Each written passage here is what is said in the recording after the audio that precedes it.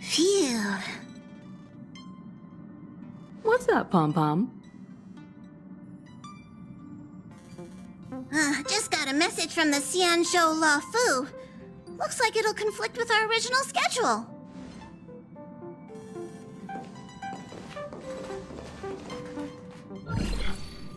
It's been a while, my friends on the Astral Express. How's your trailblazing expedition going? Soon, the Xianzhou Luofu will be holding the Luminary War Dance. Those who have aided the Luofu in overcoming the crisis are cherished allies of the Xianzhou. Thus, on behalf of the Seat of Divine Foresight, I'm extending an invitation to attend the ceremony. Your presence would be greatly appreciated. Well, things aren't getting lively. We've barely recovered from the family's Charmony Festival, and we're already being invited to another special event.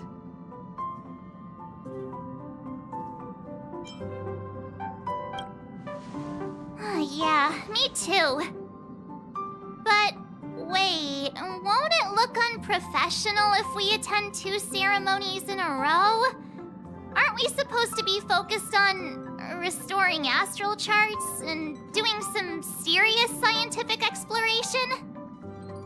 So we should leave March behind to take care of the Express? Hey! That's not what I meant! I'm all for some fun! I just hope there won't be any surprise party crashers, like Friday or Saturday. The Xianzhou Luofu has recently overcome a crisis. By holding the war dance, they're demonstrating to everyone that they've returned to a state of peace and safety. But that's what everyone said before we went to Penacony. You'll be totally safe under the family's protection. No need to worry.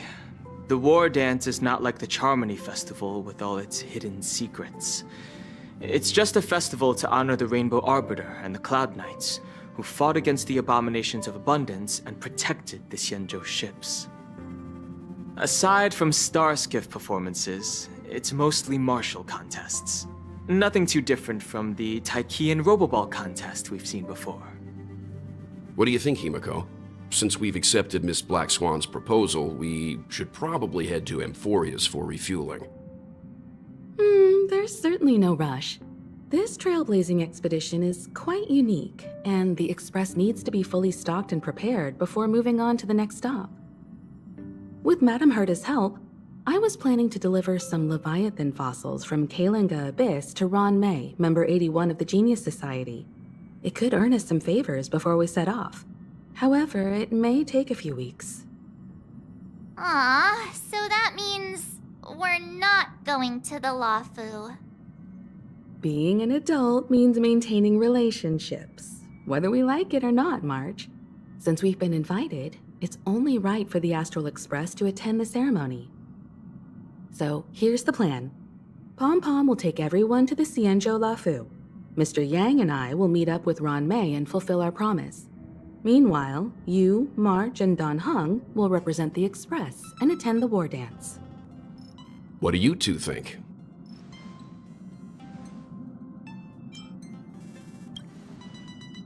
Himeko and Mr. Yang will be busy with serious research. Besides, fossils can't compete with martial contests when it comes to fun, right? Plus, you're the only one with so many friends on the Luofu. I'll be lost if you don't come along. You've gotta lead the way. Now that everyone's on board with the plan, it's time to warp to the Xianzhou Luofu.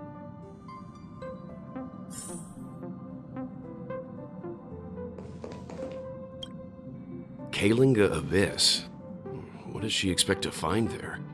Current research on the Leviathan merely proves how little we know about such life forms. That's why geniuses are interested in that field. Science is all about uncovering the unknown.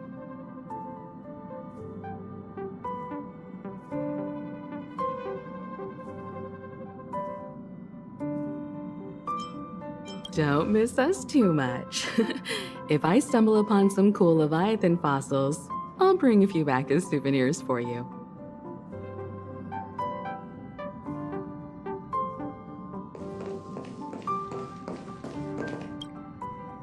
Himeko really knows how to convince people. Between Leviathan fossils and the war dance, the latter definitely sounds more fun. By the way, Danheng, this time you'll be taking a stroll with us on the Lafu, right? And just let you two wander around aimlessly on the Luofu by yourselves? I don't think so. Plus, Mr. Yang is right. The Ambrosial Arbor crisis just ended, and both the long life and short life species are still feeling uneasy. And that's why Jing Yuan wants to organize the war dance, to show that the Xianzhou Luofu is stable and safe. And since he has extended an invitation, it's only right that I visit my old friend.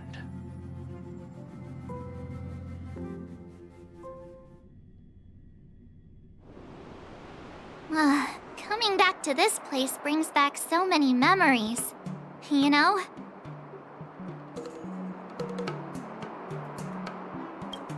Hey, I'm not actually gonna recite a poem. I was just thinking about all the twists and turns we went through when we first arrived on the Xianzhou. This time, we're not being forced or enticed or chasing after wanted criminals. And we didn't have to sneak in through the cargo dock. This trip has been incredibly smooth. Quite unusual, I must say.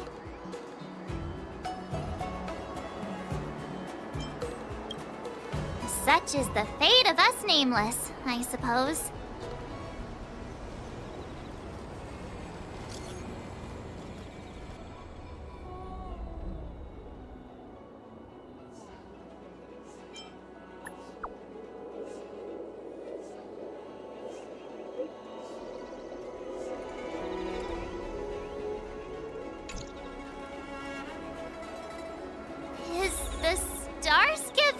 Always this crowded? Oh, there's so many people here. I can barely hear anything. Yanqing said General Jing Yuan sent him to welcome us. But where is he? Let's wait for him in front of the loom. It's the most prominent landmark on the dock. Hey, you guys! Hold on a moment. Did they just call us? Look at their outfits. They're from Penacony, right? Are you familiar with the Xianzhou Luofu? We know a little bit about it. What do you need? We're from Penacony. Maybe you've heard of it. We came to this ship to gather interesting materials for making dream bubbles. Oh, we just left there. Oh, talk about coincidence. That's great. Do you know any must-see attractions on the Luofu? Exactly! We're Xianzhou experts. Most of the tourists around at the moment are here to attend the war dance. And that's why we're here too. Yeah, we know about that ceremony. But isn't the fighting ring still closed? I've heard the ring was actually converted from a huge decommissioned Luofu fighter jet. No doubt about it. It's a massive fighter jet. It's got to be larger than a civilian star skiff. But for now, all we can do is wait until the war dance starts in a few weeks before we can board it. We've still got work to do, so we can't just sit around waiting for it to start. That's why we're asking you about some must-see attractions. We're looking for unique experiences that you won't find on Penacony. Our clients love these kinds of dream bubbles the most. You're the expert here. Give them some suggestions. That's indeed a good idea. While the dreamscape on Penacony is all artificial, Scale Gorge Waterscape is a celebration of nature's resurgence. It has some remarkable scenery. Awesome! I love being out there in nature. Let's go to Scale Gorge Waterscape first. I'm a bit worried that nature-themed dream bubbles might be outdated. But hey, let's go check it out anyway. See you later. Maybe we'll run into each other there in a few days. Look, Yanqing's here. Really? Let's go catch up with him!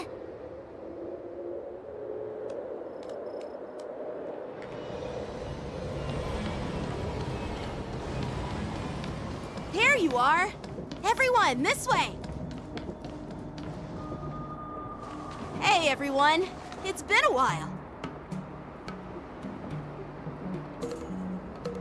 It doesn't feel like it's been that long since we last saw you. But, Yanqing, are you? What's up, Miss March? They say kids grow up really fast. Yanqing, are you a little bit taller than before? We've only been away for a few months.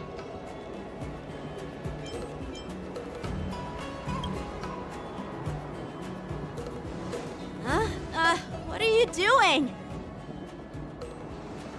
Sorry, but after our previous adventures, I've become suspicious of whoever greets us first. Do you have to be suspicious around me, too?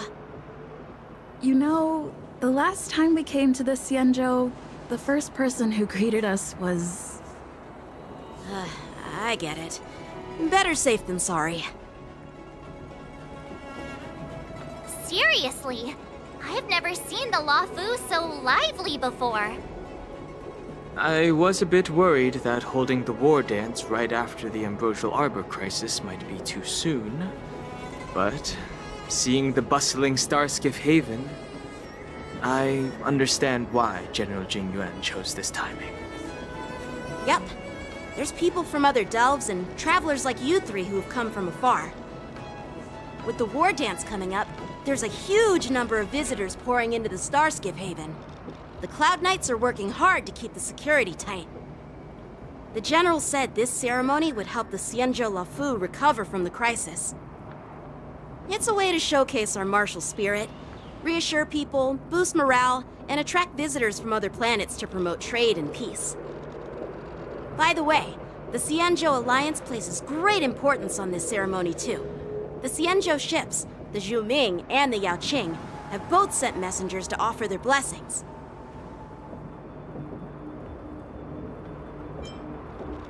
Yeah, the Xianzhou Yaoqing is a major force in hunting down abominations, and is always engaged in conflicts across the cosmos. Although it's a member of the Xianzhou Alliance, I don't know much about it. But Madame Yukong from the Skyfaring Commission mentioned that the Yaoqing always sends back reports of great victories, which is quite impressive. I heard General Fei Xiao of the Yaoqing is a young and dauntless lady. My peers say that she's like a goddess of war, capable of crushing dozens of abominations with a single punch. I wonder if it's true. If only I could witness her prowess with my own eyes. By the way, Yanqing, where are we headed next? I'm sorry for talking your ear off. The General wants to catch up with you at the Palace of Astrum. He's been eager to hear about how the Express has been doing. It's funny how he tries to act all mature, but whenever it comes to something he's interested in, you can really see his childish side.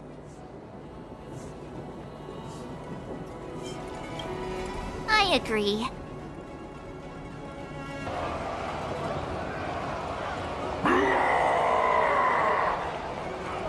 All units, assemble quickly!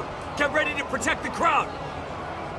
I just mentioned security, and now all of a sudden something's gone wrong.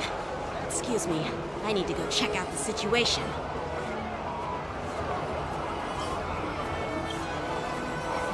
Hey, what's that supposed to mean? We'll go with you.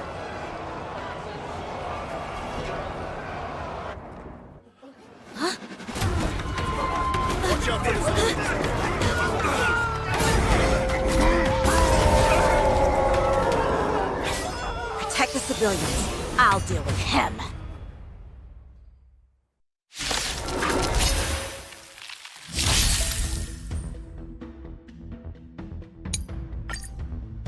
Borison? Why are there Borison here? This ends now. Ready for another? Destined for oblivion. It's on me. Bust. Or maybe I'll take it all. Watch your head. I weep for the departed. It too shall fall.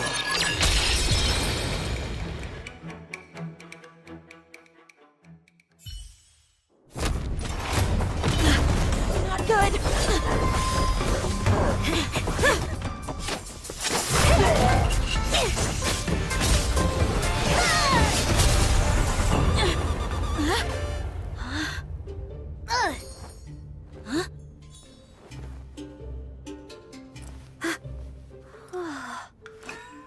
Thanks for the help.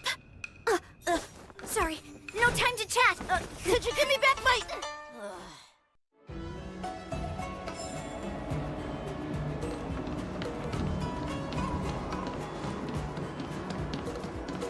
Wait! My sword! I'm sorry, but I'm afraid we'll have to put our plans on hold for now. I need to find out what's going on.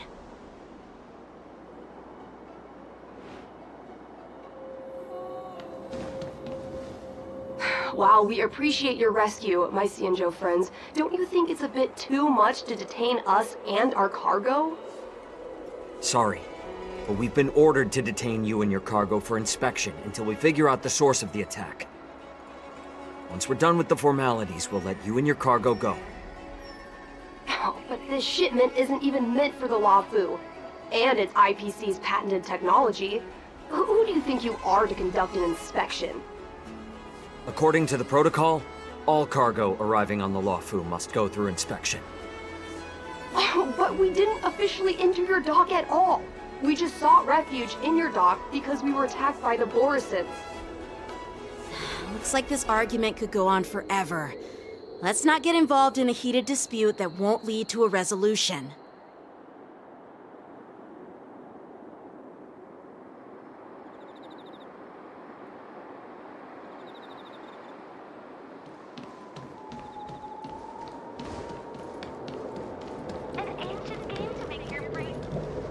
Who's in charge here? I need some answers. It's my fault. We let our guard down for a moment. I take full responsibility. With the war dance approaching, safety should be a top priority. Now, tell me, how did Borison prisoners end up in Starskiff Haven? According to the protocol, Borison prisoners should be held on a starskiff and taken directly to the shackling prison under strict supervision without ever touching the ground. Who allowed a prisoner transport ship to dock at the passenger terminal? Please don't blame this captain. This incident involves the Zhu Ming's diplomatic vessel. Who are you? I'm Liu Jun, an officer of the Patrol Defense Squad. Thank you for your help, Lieutenant Yanqing. The situation unfolded rapidly, and it shouldn't be held against the captain. Here's what happened. An IPC transport ship was attacked by the Borison just before arriving, and the Zhu Ming's diplomatic vessel came to the rescue. They fought off the Borison pirates and imprisoned them on their ship. So, an IPC ship was attacked by the Borison near the Luofu, and the Zhu Ming envoys saved them? This sounds complicated. Honestly, it gives me a headache too. The Zhu Ming diplomatic ship, adhering to standard procedure, docked at the passenger terminal to hand these criminals over to the Luofu. You know, with all the outsiders flooding onto the Luofu, the Starskiff lanes are under immense pressure. The Borison desperados decided to put up a fight before the prisoner transport Starskiff could get there. And that's what you just witnessed. We'll make sure these prisoners are sent to the shackling prison as soon as possible. I see. It's an unusual situation indeed. I'll report it to the security department of the Realm Keeping Commission and ask for their cooperation in handling the aftermath. Maybe I should gather more details from others so that the Seat of Divine Foresight can have a better understanding of the situation.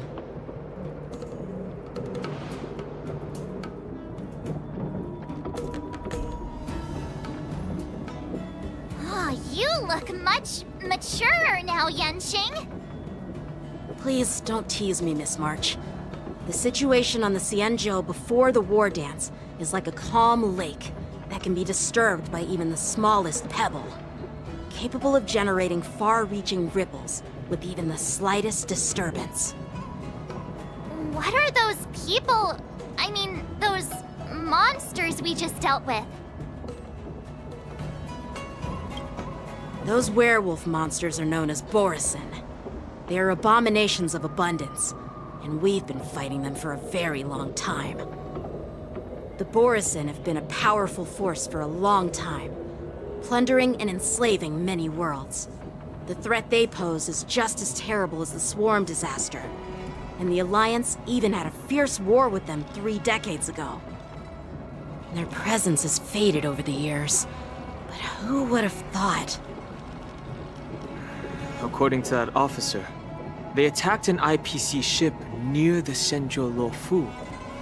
Such a brazen attack seems quite unusual to me. Yeah, that's what I find strange too. It seems like the IPC and the Borisin have some serious grudges. Well, enough with the chit-chat.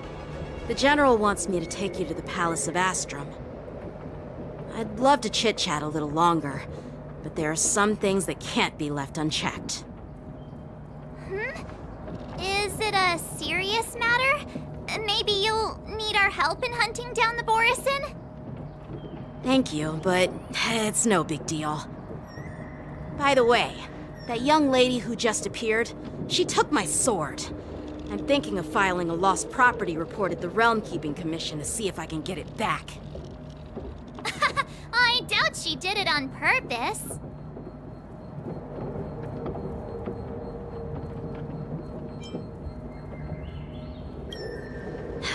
Don't remind me. I just zoned out for a moment, that's all. All right, let's not keep the General waiting. Don't worry. There aren't many people out there with that kind of talent. It shouldn't be too hard to find her.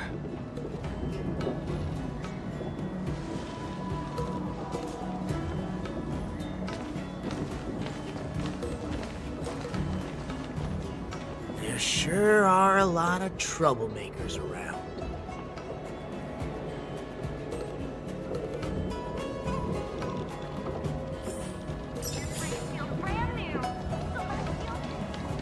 Success and failure.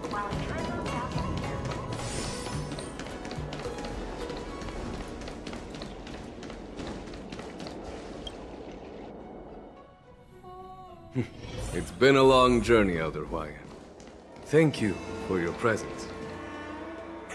Don't mention it. Thank you for taking the time to welcome me.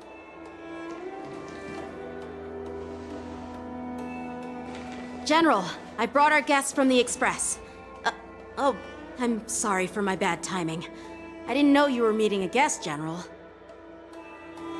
Don't worry, you're just in time. It's been a while, my friends from the Astral Express.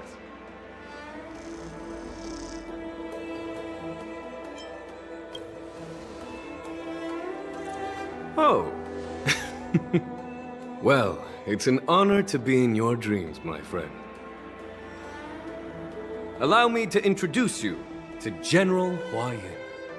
He's the Arbiter General of the Xianzhou Zhuming, known as the Flaming Heart. No need to be so formal. I'm just a tourist here, no different from other tourists who've come to attend the ceremony. Elder Hwayan is not only one of the Arbiter Generals, but also the Furnace Master of the Artisanship Commission. Besides his martial skills, he excels in forging various weapons. Such talents are unique, even among the Arbiter Generals. Be it Arbiter General or Furnace Master, these are merely titles given to me long ago. I've retired several times already, but with the current change in circumstances, the Marshal has called me back to duty, and I had no choice but to answer the call. Well, in the end, I'm to blame. Living such a long life naturally brings its share of disapproval. It's an honor to meet you, General Huayan. It's my honor to meet you, General Huayan.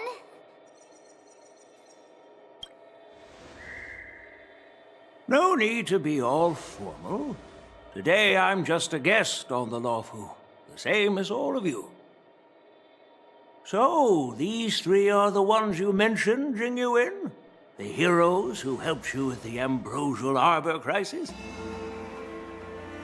Indeed.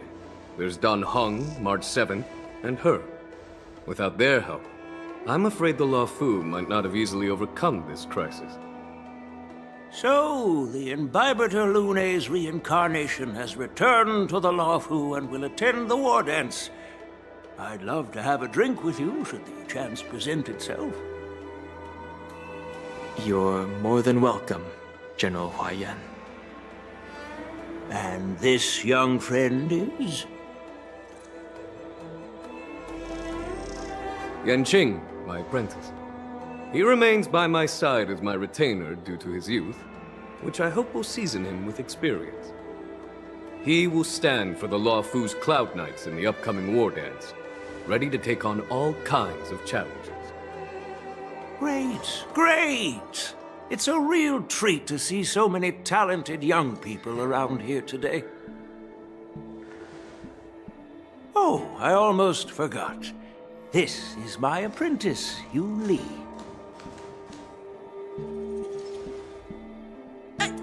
It's you! Oh, it's you. Hello. Oh, you two already know each other? Guess we don't need any introductions, then. What a coincidence! I was afraid I'd have trouble finding this girl. Oh? Now you've piqued my curiosity. Tell me, how did you two become acquainted? She helped me capture the escaped Borisin prisoners at the Starskiff Haven. Allow me to express my gratitude for you. But when you left, you took my flying sword with you. Your flying sword? Oh, so that's why I found a dagger in my bag. Turns out it's yours. Yes, it is. Now that we've met again, I hope... Nope, that won't do. Won't do? You want your sword back, right? Well, you can't just take it back. On the Juming, when you lose your sword on the battlefield, you have to reclaim it on the battlefield. As for this little sword, it was supposed to strike that escaped Borisin prisoner. But unfortunately, its owner's agitated state caused it to fly off like a kite with a broken string, and it missed its target. By the way, if I hadn't caught it and helped it hit its mark, that Borisin prisoner would have gotten away. Hold on a sec, Yun Li. You took my sword without even asking, and now you're refusing to give it back? So much for Lawfu swordmasters. What did you just say? If you just stepped up and took your sword back from me fair and square, I would have totally respected you. But nope, you tried to play it down, expecting me to just hand it back to you like it's nothing. In front of everyone. With all due respect, you don't honor your sword, so you don't deserve it. Hasn't anyone told you that taking without asking is stealing? If you want to settle this with swords, fine. Let's have a one-on-one duel right now. Yanqing. Well, that's more like it. Just be careful, because I'm not as easy to handle as the Borisin. You two, be quiet and apologize to Yanqing. Hey! Whose side are you on, Grandpa? I don't take sides. It's a small misunderstanding, and an apology would be too much. I've heard about the Zhu Ming's incredible swordplay and craftsmanship. Most notably, the legendary Flame Wheel Octet. Seeing Miss Yoon Lee, who is among those ranks today, well, I must say, she definitely has that fiery edge. Such grandiose names. Some folks love to spin these fancy titles, trying to set the Cloud Knights apart. Yoon Lee is still just a young girl, a bit awkward and hot-tempered. So please forgive her if she's being rude. Well, everyone, Elder Huayan and I have some business to discuss. For now, Yang Qing, why don't you entertain our guests and take Miss Yoon Lee to the inn? I'll find another chance to talk with you all. I'd like to express my gratitude to the Astral Express for helping the Law Fu during the crisis. That's so kind of you. I mean, you've already thanked us so many times. Please forgive me for coming at an inconvenient time. You needn't apologize, General Huayan. All right, Yoon Lee. Take this opportunity to clear things up with Yanqing. Yeah. It's better to make friends than enemies. But I won't be heading to the inn just yet. I want to visit Lingsha. She just arrived in the Luofu and could use some help settling in. Yang Qing, once you've helped our guests get settled, go to the Artisanship Commission for me. I've heard about the attack and the detainment of the IPC ship. Qingzu sent word that the IPC members are protesting and wish to have their cargo back. See if you can calm them down. Don't get aggressive. Just make it clear that the Xianzhou Luofu has no intention of violating their rights. I'm on it.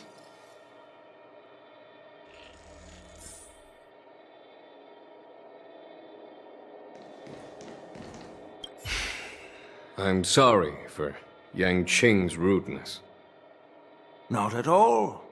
Taunted by Yoon Lee like that, even a training dummy would be angry. You've taught your apprentice well. If it were me in my younger days, I'm afraid I'd have drawn my sword and fought. Yanqing can understand your concerns. On the other hand, Yoon Lee is still a naive girl who's only interested in swordplay. Honestly, I brought her here to participate in the war dance because I want to broaden her horizons.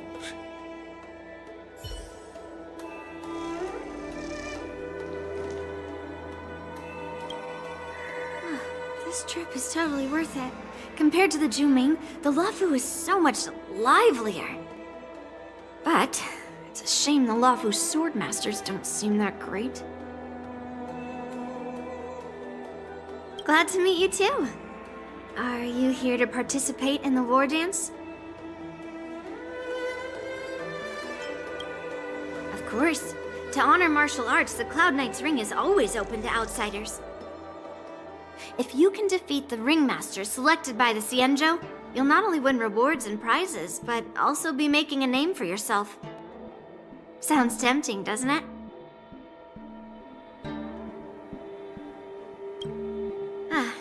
That's how outsiders refer to my peers in the Juming Cloud Knights and the Artisanship Commission. We all train under Grandpa's guidance, learning the art of craftsmanship and swordplay. That's how we got that title, I guess. Just don't mention it in front of Grandpa. He always says that empty titles bring pointless challenges and conflicts. We Juming swordmasters pride ourselves on the success of the group over the individual. I have some things to do. Besides, little Yanqing doesn't seem too happy about me tagging along.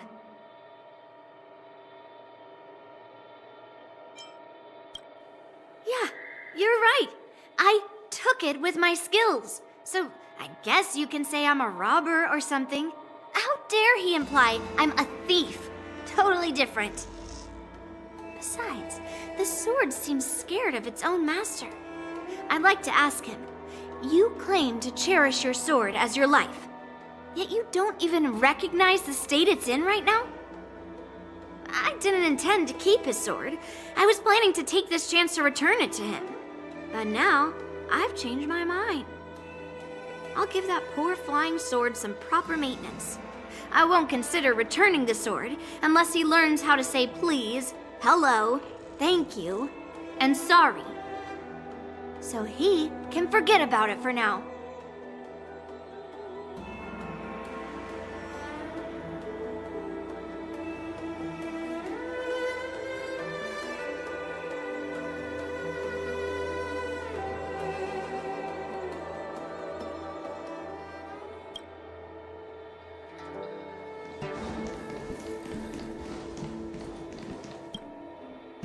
Hey, Don Hung. I thought all the Xianzhou generals were like Jing Yuan. But that General Huaiyan, he looks so thin and scraggy, as if even a light breeze would knock him over. Is that old man really an Arbiter General? Well, each Xianzhou ship has its own division and specialty within the Alliance. Not all of the Arbiter Generals are good at leading the charge. You heard what Jing Yuan said, right? General Huaiyan was once the head of all the skilled craftsmen on the Zhuming. Yeah, you've noticed that too? It's really weird. Do the Xianzhou people age? I rarely see any old people on the Xianzhou ship, and when I do, they're usually travelers. But General Huaiyan looks like an ordinary old grandpa. Is he really a Xianzhou general? Good question. He's right there. So why don't you ask him yourself? Nah, I'd like to live a little longer. We should leave. General Jing Yuan asked Yan Qing to entertain us, so obviously, he has important matters to discuss. Let's not waste any time here.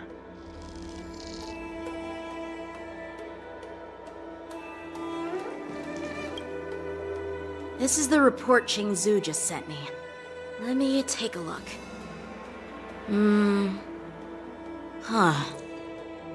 Looks like the General has given me a tough challenge.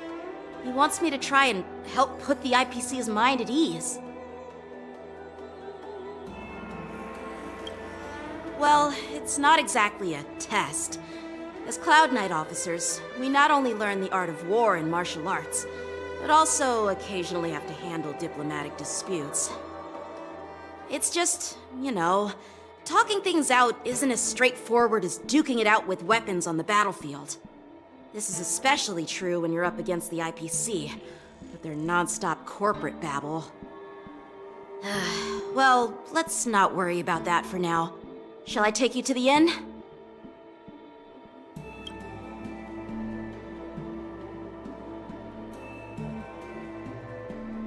It is the Luofu's honor to have you in attendance at the war dance. Yet, the fact that a simple martial arts ceremony has attracted esteemed generals from the Zhu Ming and the Yao Qing implies intentions beyond mere spectating. Might there be any specific instructions from the Marshal? You're overthinking it, Jing Yuan. As I said, I'm here to broaden my granddaughter's horizons. I have no ulterior motives. However, I have no clue what the Yao Qing Arbiter General has in mind. Do you remember when you accepted this position? I told you that an Arbiter General's battlefield goes beyond the physical one. You'll need to lead and manage everything on the Xianzhou. The title of Arbiter General holds a weight far greater than its literal meaning. So many years have passed, and you've done well. However, longevity for the Xianzhou people can be a curse. Living too long means that every mistake you made will lurk in the shadows. And one day, they'll eventually catch up to you. The Marshal knows everything that has happened on the Lawfu. As for the Merlin's Claw of the Yao Qing, she has come specifically for you. Speaking of which, why hasn't she arrived yet? They say the Merlin's Claw strikes like lightning. Being late isn't her style. That's not true, General Huayan. She's been here a while, but I'm sure you've heard of her unbridled nature. As soon as she disembarked from the star skiff, she mentioned having something to attend to and simply disappeared. You must be the messengers from the Xianzhou Yao Qing, I assume. We are Jiaoqiu and Moza, retainers of the Merlin's Claw. It's an honor to meet you in person, Arbiter Generals. Now this is interesting. A guest who doesn't come to visit but sends a message instead. What does she mean? Tell me, what could be more important to her than coming here? Master heard about a spectacular view in Scale Gorge Waterscape. I believe she went there to enjoy it. A spectacular view? Ha! Did you hear that, Jingyuan? This person is being sarcastic. Please do not misunderstand me, General Huayan. I was simply stating the truth. Master thought it would be inappropriate to keep you waiting, so she sent us here. Once she's finished with admiring the scenery, she'll personally come and apologize to the both of you.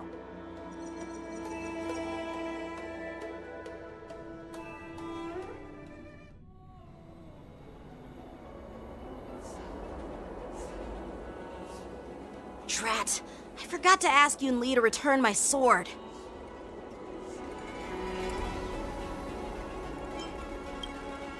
Unacceptable. Every sword is precious to me. If it weren't for the General's interference, I would have taught that shameless girl a lesson in swordplay. By the way, I don't know if it's just me, but the General seemed a little reserved. Could it be because of Elder Huayan's visit? Reserved? Really? Maybe I'm just overthinking things. No, you're not. When I entered the Palace of Astrum, I realized that the messenger from the Xianzhou Zhuming was actually the Arbiter General himself. So, the messenger from the Xianzhou Yao Qing must be the Merlin's Claw herself, I presume. That's right. Well, that's what makes this entire thing so unusual. What's so unusual about it? They simply received an invitation from Jingyuan, just like the crew, right? The war dance is just a small festival. And now we have 2 Arbiter Generals from other Xianzhou ships here. I'm afraid they're here for something more. Maybe they've come to hold Jingyuan accountable for the Ambrosial Arbor crisis? Hold him accountable? Come on, didn't the Lawfu fall victim to the disciples of Sanctus Medicus and the Antimatter Legion? Why would they blame the victim? Danshu's rebellion and Ventilia's scheming are merely one side of the story to the other Arbiter Generals of the Alliance. Only a single piece of incontrovertible evidence remains, creating an endless source of potential complications. The Ambrosial Arbor. Yes. It's undeniable that the plague mark, which was subdued by the Xianzhou Luofu, has resurfaced. But was it really a conspiracy instigated by the Antimatter Legion? Or does it indicate a traitorous intent from within the Luofu, implicating Jingyuan himself? Once the spark of suspicion is kindled, it proves hard to extinguish.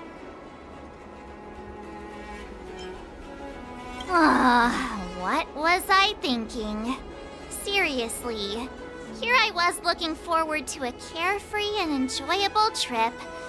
But it seems wherever we go, Drama is just around the corner.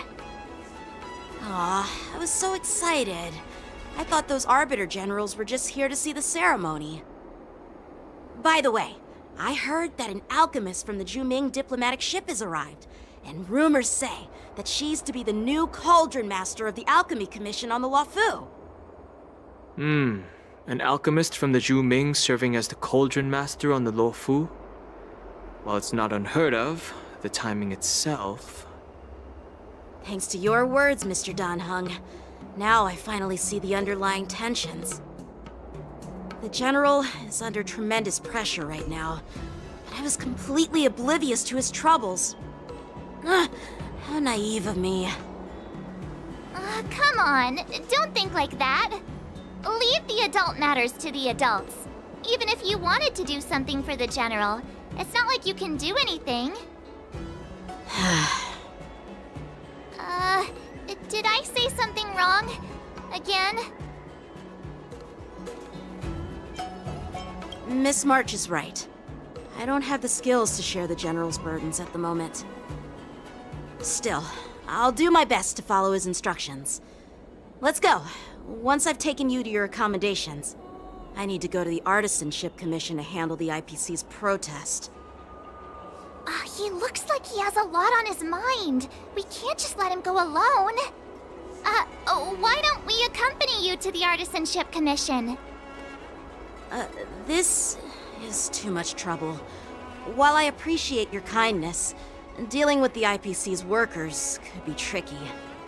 I'm afraid this will cause trouble for the Express. No worries. We're pretty experienced in dealing with the IPC. You've heard of the 10 Stone Hearts? We've dealt with quite a few of them, right?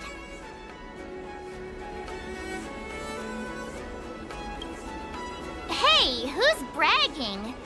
Anyway, this time it'll just be a few ordinary IPC workers. Surely you don't think they'll be even trickier than Aventurine, do you? Well, since you're willing to help, I won't decline your kindness. Let's head to the Artisanship Commission and meet them.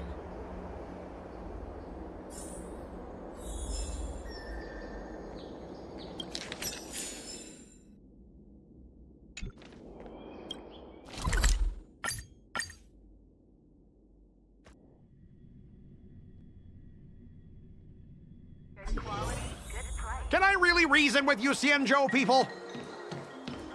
I think I get it now. In your words, this is called looting a burning house, right?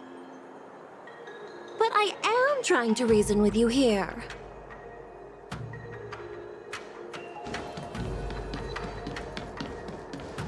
That toxic voice sounds familiar.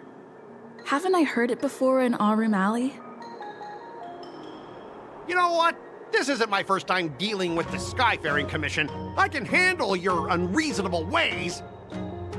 But straight up snatching IPC cargo, isn't that going a bit too far? Just as I've said it many times already. Once we've inspected the cargo and completed the security check, you can be on your way. Is there something wrong with your ears, or is it just your brain? I'm hearing you loud and clear. I'm thinking clear. And my answer is crystal clear.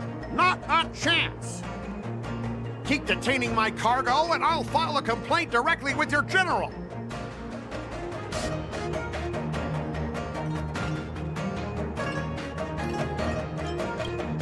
I was gonna ask you the same thing.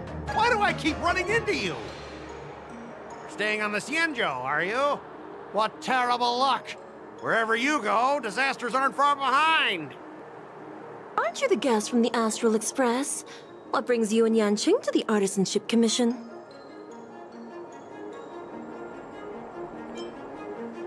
Trouble caused by the IPC? I'd say it's caused by the Skyfaring Commission. Looks like you've met this IPC worker before. I'm not sure if that's a good or a bad thing. I was sent here to deal with the IPC protest, Miss Shikui. What's going on here? As you know, this IPC transport ship was attacked by the Borisin and rescued by the Juming's diplomatic ship. Then the Cloud Knights were instructed to bring it back to the dock for repairs and inspections. And this is Mr. Scott, the person in charge of this transport ship. So, you're Scott. I've heard her mention you. Weren't you kicked off the Lawfu before? Why did you come back? Like I wanted to come back. I thought I'd just dock at the harbor for repairs and leave this forsaken place for good. Little did I know, as soon as the ship entered the harbor, a bunch of Cloud Knights showed up and snatched all our cargo from the hold. What do you mean by snatched? I've told you 1,000,000 times. It's a security check. Then why did you bring the cargo to the Artisanship Commission? You even brought in some shady craftsmen. It's obvious you're trying to steal the IPC's patented technology! Listen here. Firstly, the Skyfaring Commission detected dangerous items that could possibly be weapons in your cargo hold. That's why they called me here, to double-check. Secondly, where the heck did you get the idea that I'm a shady craftsman? Even if there are dangerous items, what do they have to do with you? It's not even being shipped to the Lawfu. We'll just fix the ship and be on our way. We won't unload our cargo here. But you'll have to stay in the port for several days before your ship is repaired and you can take off again. How can we just leave unchecked items sitting here? I understand, but we don't need to disassemble the cargo if it's just a security check, right? In most cases, we don't. However, our scans discovered that the cargo doesn't only contain machinery, but also some substance that resembles biological tissue. Biological tissue? Does this crate contain living things? I'm afraid we'll need to wait for the Alchemy Commission for further confirmation. In any case, according to our regulations, we need to unseal one of the crates for further examination. But this IPC specialist has been hindering us on the grounds of patent secrecy.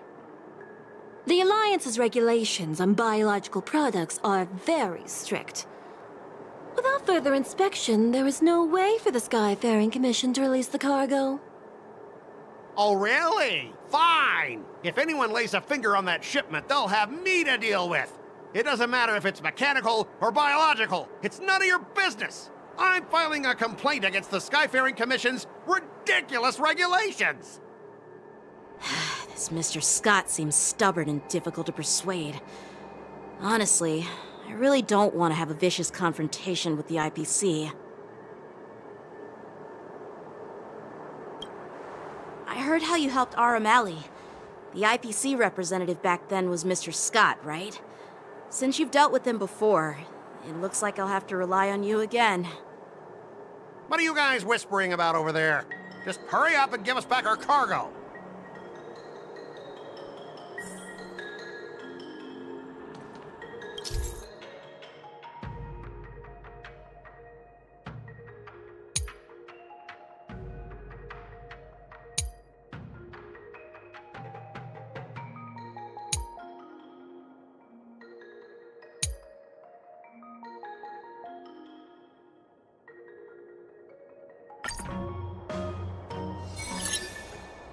As I recall, this guy won't listen to reason and can only be persuaded with intimidation.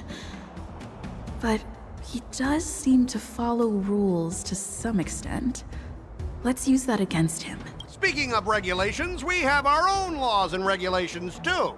According to Article 4 of the Cienjo Alliance IPC Trade Consensus, the Alliance and IPC shall never infringe on each other's intellectual property rights.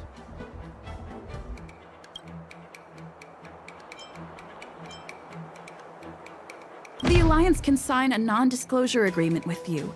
That way, you won't have to worry about any infringements, right? We can sign a mutually acceptable non-disclosure agreement in accordance with the IPC's rules.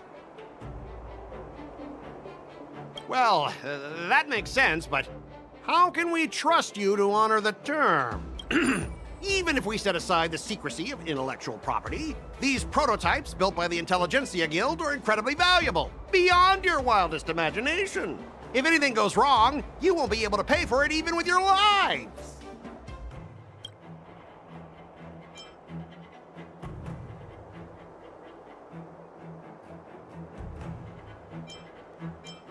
give us an exact amount, Mr. Scott? If there's any damage after the inspection, the Express... the Skyfaring Commission will compensate you. The Skyfaring Commission. Yeah, they will compensate you, provided a detailed report of the damage is submitted. I don't doubt the financial strength of the Skyfaring Commission. However, this is not just about money. Besides, the cargo on this transport vessel belongs to the Intelligentsia Guild. If you want to inspect the cargo, shouldn't you at least call in a member of the Intelligentsia Guild to be present? According to the principle of territoriality, since your vessel is stranded on the Cienjo, the Skyfaring Commission has the right to inspect it. Indeed. According to Article 27 of the Cienjo Legal Code, all official and private goods upon entering the port shall be subject to inspection. Failure to submit to such inspection shall be deemed equivalent to the possession of unlawful items and shall be subject to legal ramifications. Huh? My synesthesia beacon must not be working, because I have no idea what you just said. Simply put, if you insist on hindering the inspection, we'll have to treat the cargo as unlawful items and confiscate it. Confiscate it? How can you Cienjo people be so unreasonable? If this were pure point, and incoming cargo posed a safety risk, the IPC would take it in for containment and disposal, correct? That's true. But the IPC sometimes makes exceptions. For example, they've always given special terms to Cienjo vessels. Well, you guys sure know how to argue your case. Fine, I'll allow you to do the security inspection. It's just that, I need some time to sort things out. This is a big deal. Let me talk to headquarters first. So, Mr. Scott, are you just stalling for time and planning to leave the Cienjo as soon as your ship is repaired? To avoid the Skyfaring Commission's inspection? Well, IPC staff are free to come and go, as long as they don't break any laws. Yeah, you've got some insight there. Who are you again?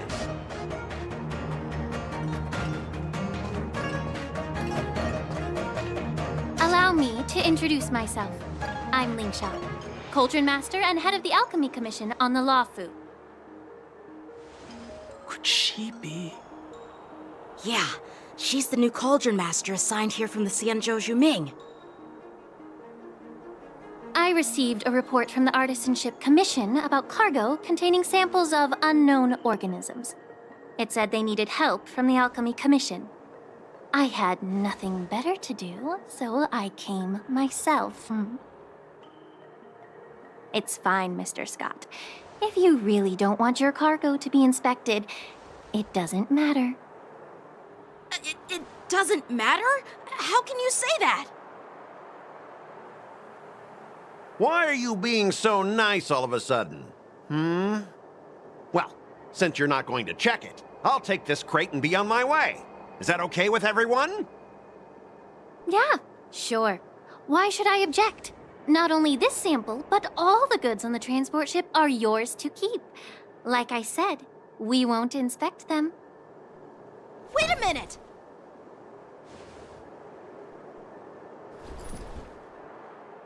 Well, that's more like it. If only the young displayed a more reasonable attitude, we could have sidestepped that altercation just now. Our ship will leave in a few days once the engines are repaired. Your ship can leave whenever you want, but I'm afraid I can't say the same for your cargo. According to the import and export regulation signed between the Cienjo and IPC, all biological shipments can only leave the port when they have confirmed to be of no threat, or when all biological activity expires. Since we can't determine if your shipment is safe for the environment, I guess we'll have to wait for its biological activity to expire. Let me check the previous cases. Normally, it'll only take around 47 star calendar years. Only 47 years? Why so surprised? You're still young and full of energy. I'm pretty sure you'll live few more decades. Have some confidence in yourself. Ha! Typical of a long-life species. Your words are dripping with sarcasm. While you may not care about time, I do. I'll be demanding double compensation from the Skyfaring Commission for every minute wasted. Sure thing, Mr. Scott. You seem pretty confident that your career and life will last long enough to witness this victory unfold.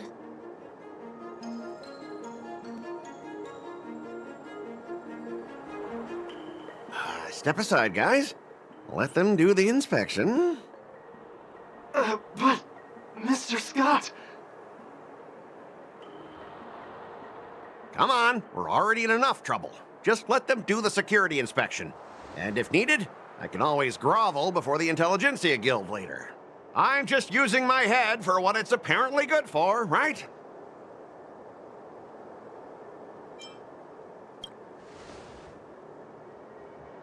Well, honestly, at least you're not as annoying as that woman.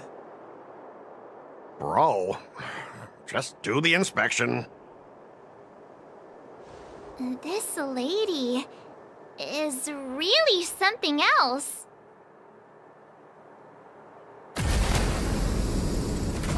Is this the IPC product? Listen up. Any damages caused by inspections will be filed with the IPC.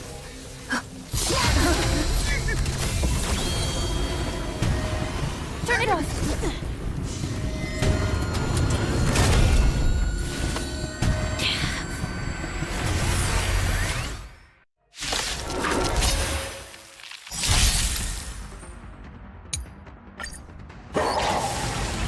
Oh, how unexpected. That was a surprise.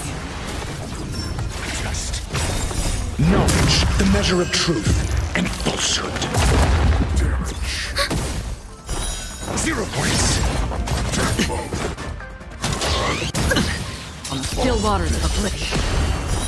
Fail. Answer me.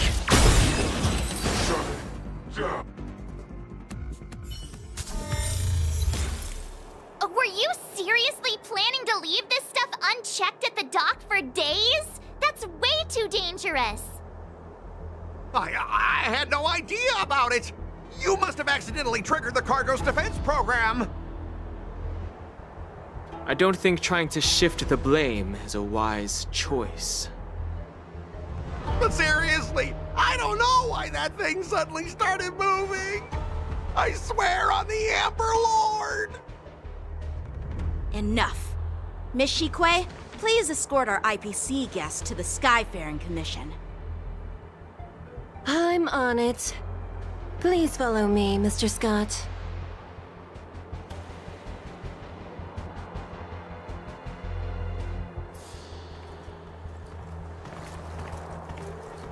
Gentlemen, our preliminary inspection shows that there is indeed hidden biological tissues inside, just like the craftsman feared. I can't even tell if it's ingenium or biological in nature.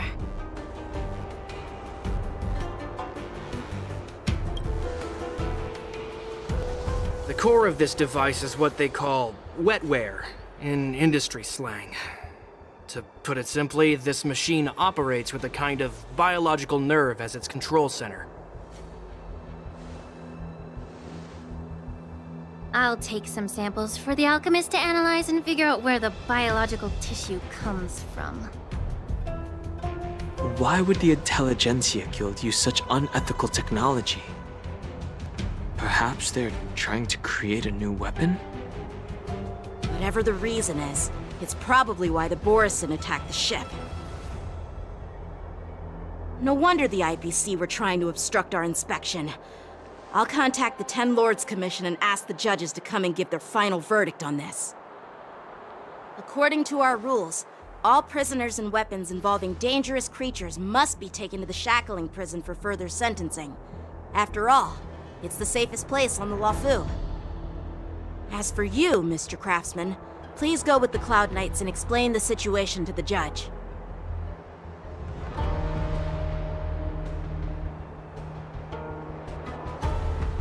I had a feeling that the IPC members would cause trouble, but I didn't think they'd be this tricky. Thanks for your help, Miss Linksha. I should thank you for saving my life. Your sword skills were impressive. Taking down that big guy. I thought the General's retainers were all burly martial masters. I didn't expect Yanqing to be so... Huh? As for you, you must be the guests from the Astral Express, right? Saving the Luofu from that crisis.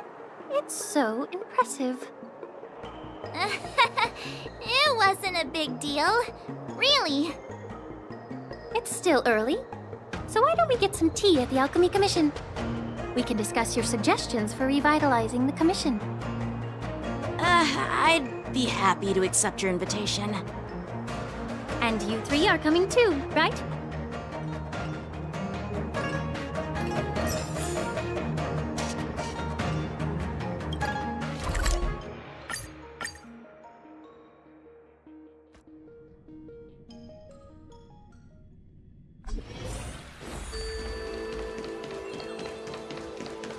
I'm here. News is spreading pretty fast. All these years, and the view at the Alchemy Commission hasn't changed a bit.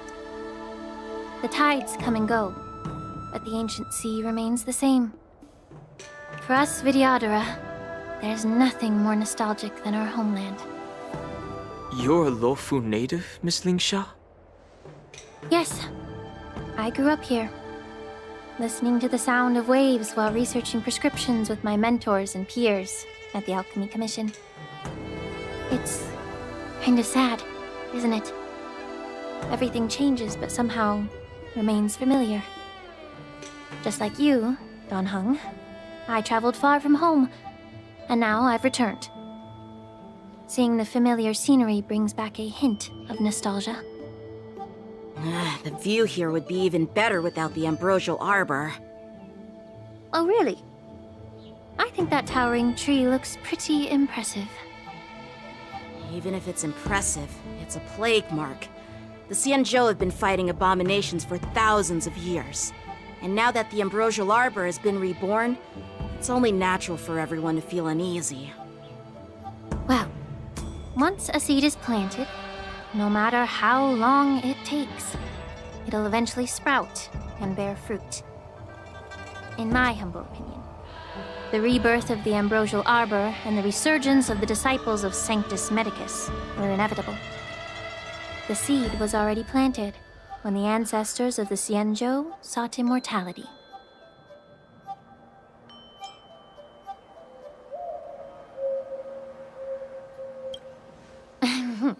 My bad. Well, since you went through the entire ambrosial arbor crisis firsthand, Dan Heng and Lieutenant Yanqing, I'd like to discuss something with you.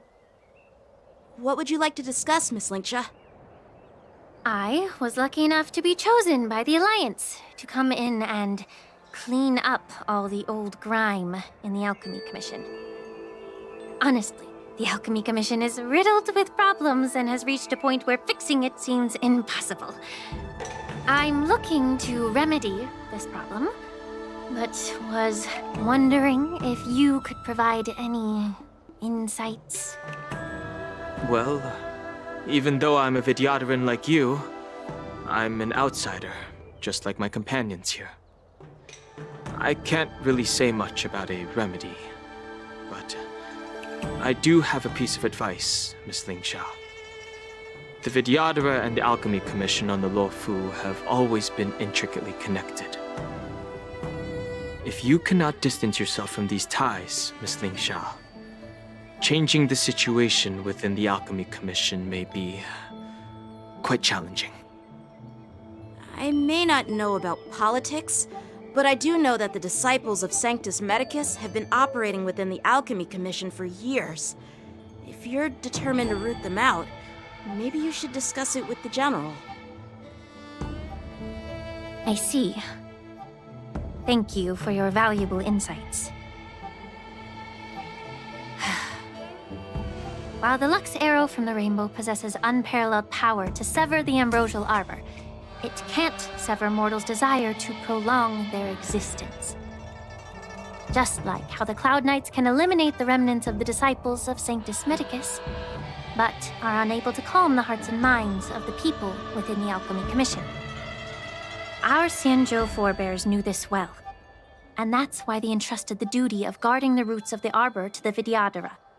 However, the Vidyadhara are still only mortal beings. 30 years ago, my mentor served as Alchemy Commission's Cauldron Master.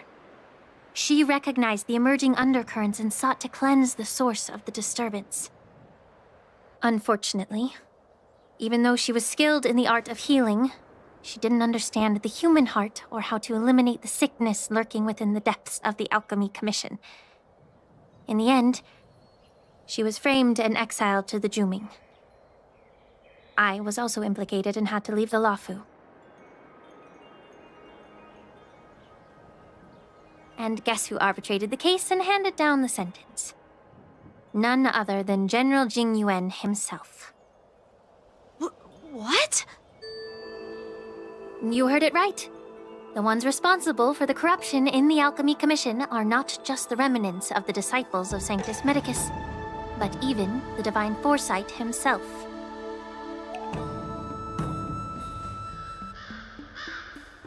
Alas, why is your face turning pale, Yanqing? Don't worry about it.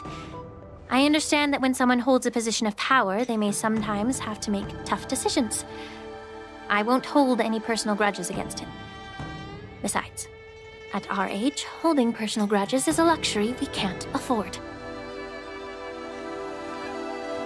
Lingsha, you're back! I've been waiting ages for you.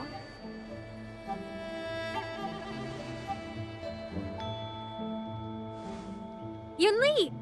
Why aren't you with your grandpa? What brings you to the Alchemy Commission?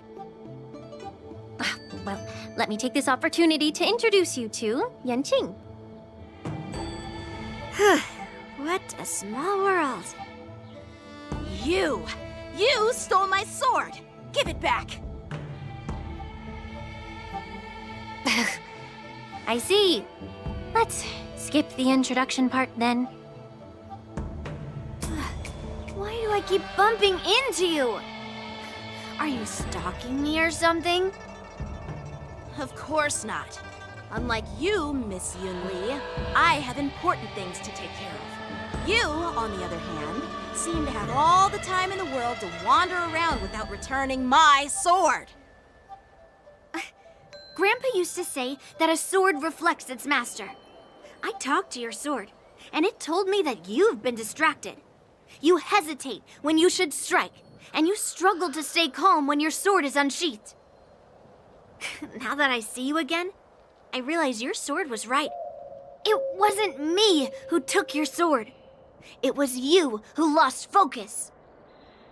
Do you really expect me to believe that nonsense? I've been taking it easy on you because you're a guest from the Juming, but you're not taking the hint. Don't people from the Juming know you're supposed to return what you've borrowed? Just look at this flying sword. Even if I gave it back to you now, it'd just be taken away again in a few hours. You know the Cloud Knight saying, a Cloud Knight must never let slip their weapon. Yes? Well, sure, I can give it back to you now, but on the battlefield, that's a whole different story. Flying sword. Fine! You don't have to give it back, because I'll take it back myself!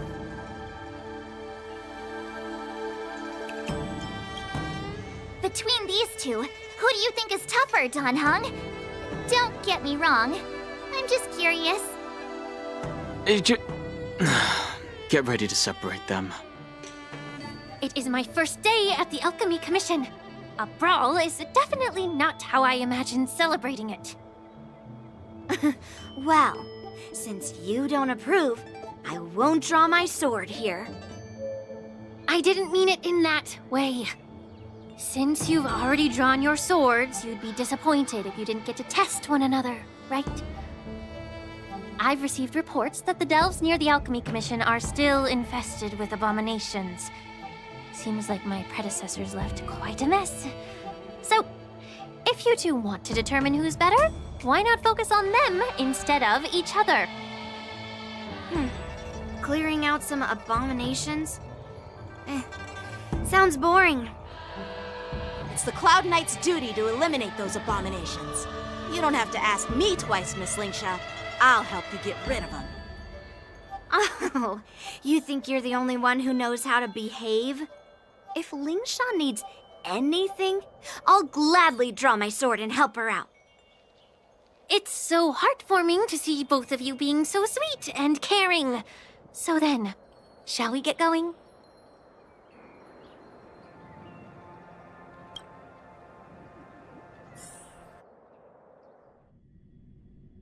Ever since the disciples of Sanctus Medicus were eradicated, their experimental abominations have been festering here. If you want a contest, I'll be the referee. The one who kills the most abominations within an hour wins. Lingsha, as always, you're still an expert in making unpaid work sound so noble and grand. It's for your own good, little Yunli. While you desire to compete against each other, I don't want to see either of you getting hurt. That's really thoughtful of you, Cauldron Master. So, are you both ready?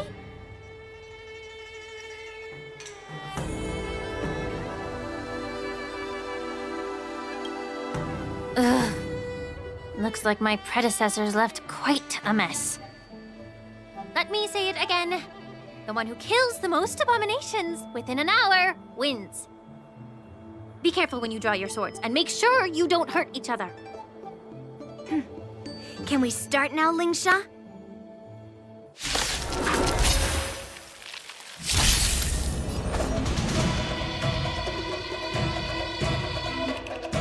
Strike with heart!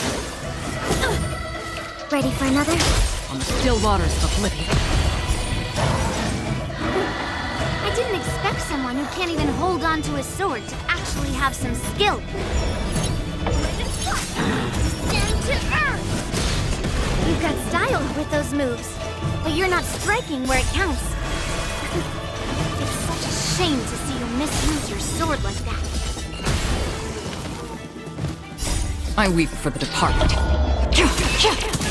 It too shall fall. Strike with heart! No dirty tricks, bust.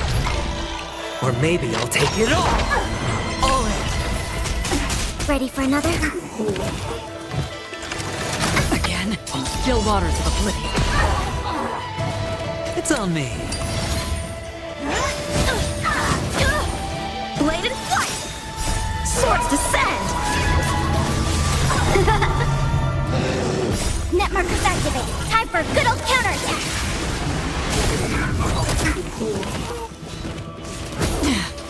Watch your head. Down to earth! Destined for oblivion.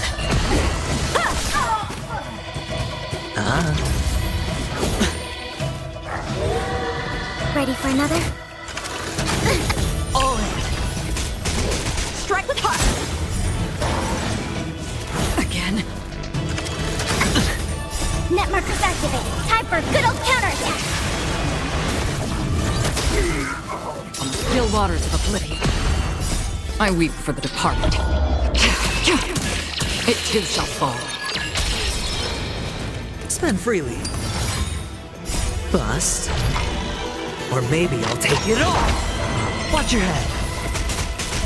Down to earth! I win, Miss Yunli! You got lucky. Why don't you just give me back my sword, sincerely apologize, and then go cry your eyes out to your grandpa? Consider yourself lucky that I'm not interested in your rusty sword, as I don't have the nasty habit of snatching other people's weapons. All you did was chop down a few monsters. Don't get carried away with yourself. If you think you can just take this sword from my hand, go ahead and try.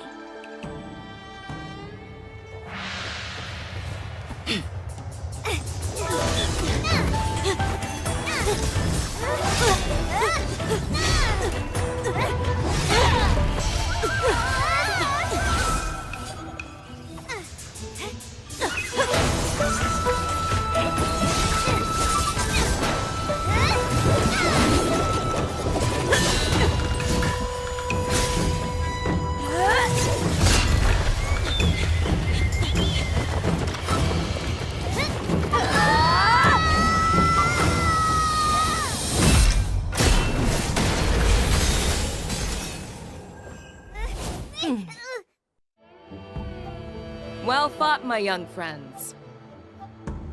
However, both of you have shortcomings. One of you focuses on dodging and weaving, while the other relies on brute strength, trying to take down targets with a single strike. Who are you? Me? I'm just a patient seeking medicine from the Alchemy Commission. A passerby, if you will. I thought I'd see my fill of impressive fights during the war dance. Yet here I am, able to witness a remarkable fight at the Alchemy Commission, of all places. Well, the Lawfu is never short of surprises. However, I have a small suggestion for you.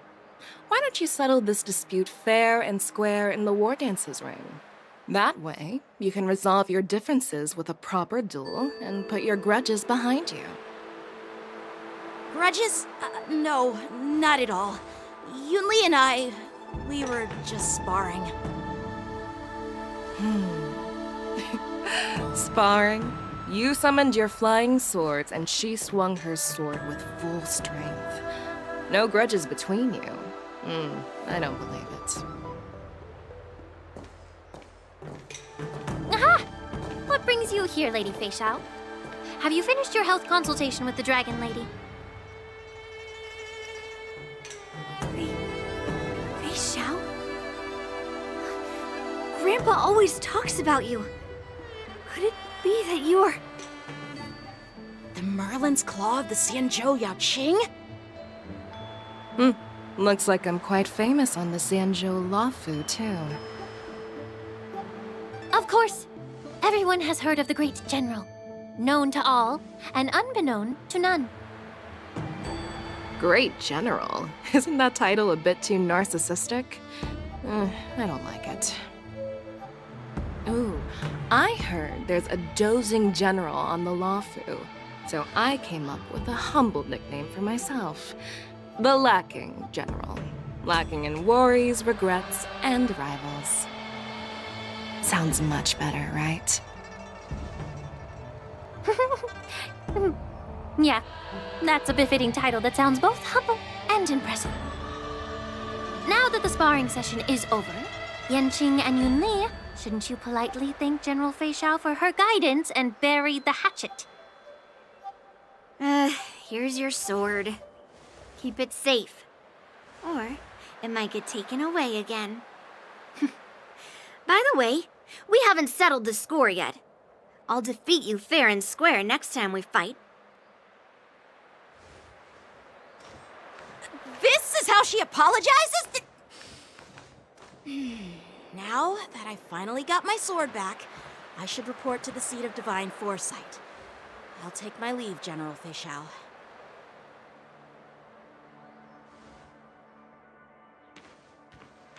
Oh, by the way, Miss Linxia, if you've got some free time, I'd like to invite you to the seat of divine foresight for a chat with General Jing Yuan. I think there's more to those personal grudges you mentioned earlier.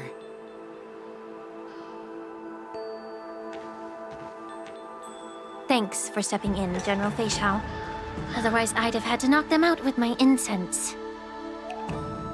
Not at all. Just doing what you asked. How about we call it even as payment for the healer lady's consultation? Sorry, but even a general needs to pay their bills. We don't do credit here. And let's not forget, you'd have been waiting decades for a chance to see the Dragon Lady if it weren't for me. Well, you can always send the bill to the seat of divine foresight and say it's for mentoring those kids. After all, it was quite the effort splitting them up. I nearly had to get tough. Now, if you'll excuse me, I need to find a spot and get some fresh air.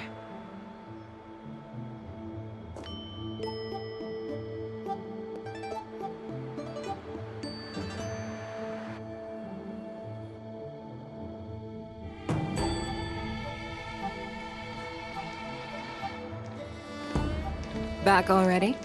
You've met with Jing Yuan and wandered around for a few hours. So, what do you think?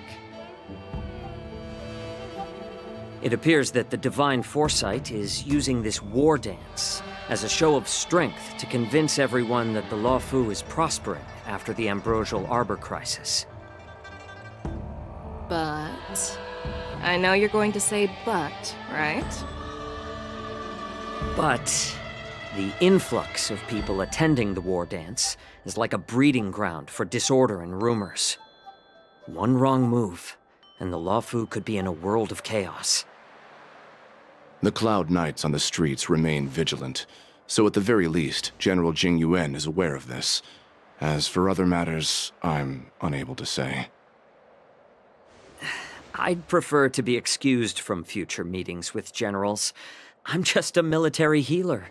And now all of a sudden I'm thrust onto the center stage having cordial chats with two generals? My work doesn't lend itself to being in the limelight either. Just stop whining. At least you're in one piece, right?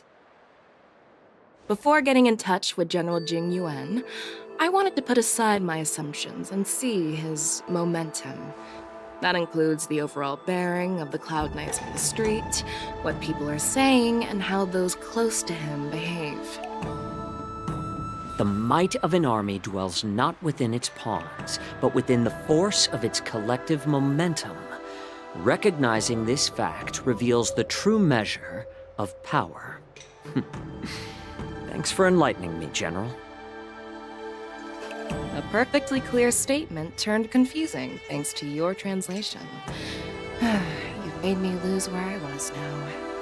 Anyway, this is how I operate in battle, so you might as well get used to it. Are you treating General Jing Yuan as your enemy?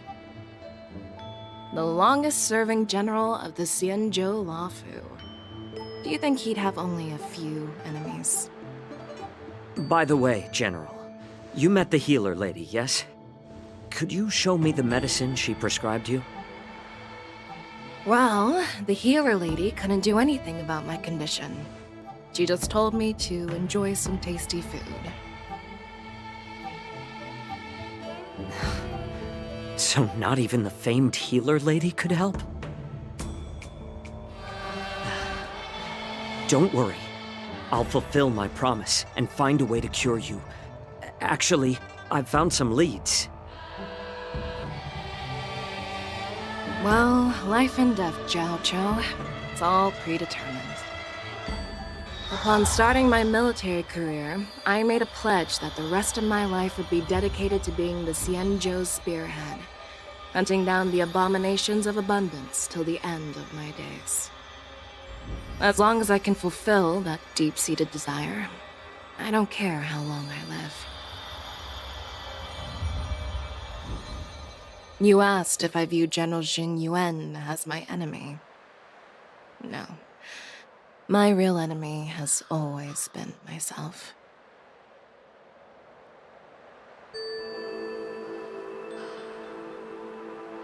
Enjoy some tasty food. So, what's for dinner tonight? Jeez. You really know how to read the room, don't you? You guys figure it out for yourselves. I'm due to catch up with an old war friend I've not seen for quite a long time.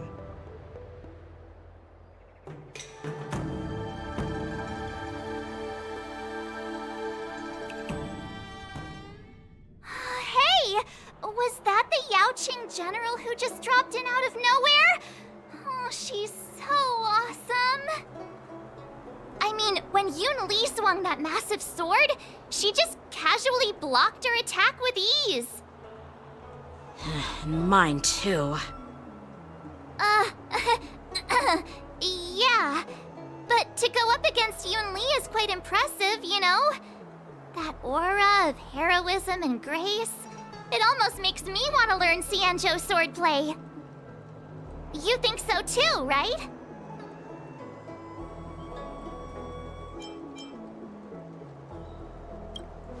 Can't you put a little more enthusiasm into it?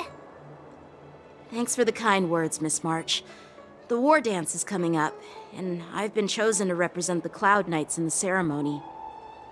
I've had my fair share of defeats lately, and even though I know there are always more skilled sword masters out there, seeing General Fei Xiao's skills today has made me feel a bit uneasy again. Don't underestimate yourself. After all, generals won't fight in the ring during the war dance. Just remember the state of mind you had when you single-handedly took on me and Blade, putting life and death aside. With that mindset, you can prevail against most challengers. I see. Thanks for the advice, Master Danheng. By the way, now that today's events are over, General Jing Yuan wants to invite all of you to the Seat of Divine Foresight. He has something important to discuss. I bet it's about how to deal with the generals from the Yaoqing and the Zhuming. I really don't want to get caught up in grown-up games so soon. I just hope Generals Fei Xiao and Huaiyan can see the truth. We don't need any more chaos on the Luofu before the war dance.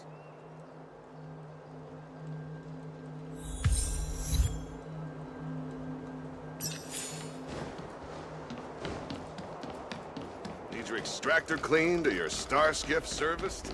I don't believe cultured people love visiting here.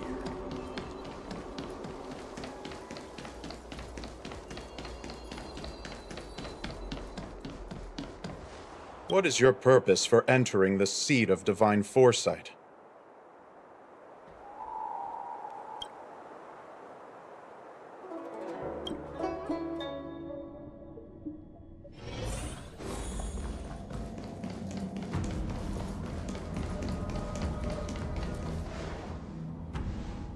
Earlier at the Palace of Astral, I introduced these guests from the Astral Express to you, Elder Huaiyan. But with all the people around, we only exchanged pleasantries. Now, I'd like to officially introduce them to you. These three braved great dangers, accompanying me to perilous places, defeating the chief culprit Vantilia, and uncovering the conspiracies of the disciples of Sanctus Medicus. If you wish to know more, please, feel free to ask us. Well, I skimmed through the reports about the Arbor's rebirth from the Master Diviner Hu Xuan. She's been summoned to the Yuchui for questioning. There are a lot of doubts within the Alliance about this whole situation. But despite all that, I believe in you. Since you joined the ranks, you have repeatedly achieved remarkable feats. After the High Cloud Quintet each went their separate ways, despite the many criticisms within the Alliance, the Marshal still stood firm against the dissenting voices and entrusted the Luofu to you. Over the years, you've served the Alliance with loyalty and wisdom. You've taken down abominations in Thalassa, rescued the Xianzhou Yuchui from a siege, and destroyed the demonic planet summoned by the denizens of abundance. I still remember those battles vividly.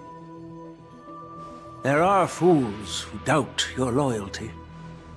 They're happy to see the divine foresight fail because it gives them some kind of sick satisfaction. They haven't achieved anything of their own, so they feed off the failures of others. But I've seen enough failures in my time, and I want to believe that your loyalty has never wavered. So, General Fei Xiao of the Yaoqing is the only one investigating the Ambrosial Arbor crisis on behalf of the Alliance? No. I am too.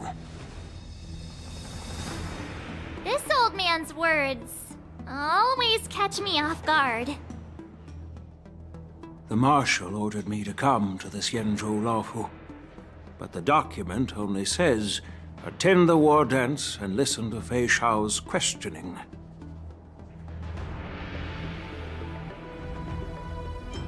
No need for that. You're all important witnesses. The Marshal is well aware of Jing Yuan's purpose in holding the ceremony, and understands the situation he is facing. She mentioned it because she believes both issues are important. Thanks for your kindness and sincerity, Elder Huaiyan. But is it appropriate? To tell everyone here about the Marshal's orders? By introducing the Express's witnesses to me alone, aren't you aiming to discern the intentions behind both my actions and Fei Xiao's? And whether there's any discord between us? Well, since I'm being open and honest with you, I encourage you young folk to do the same. As for the Ambrosial Arbor crisis, all I need to do is listen. General Fei Xiao will be the one asking the questions. To be honest, I'm more concerned about the timely start of the war dance. Oh, by the way, I've prepared a gift for the war dance.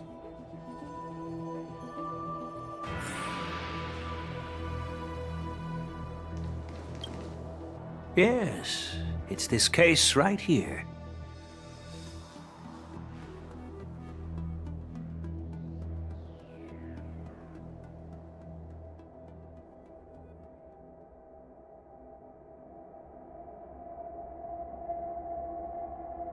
There will be numerous contests and celebrations during the war dance, and the main event will be the Ringmaster's Challenge.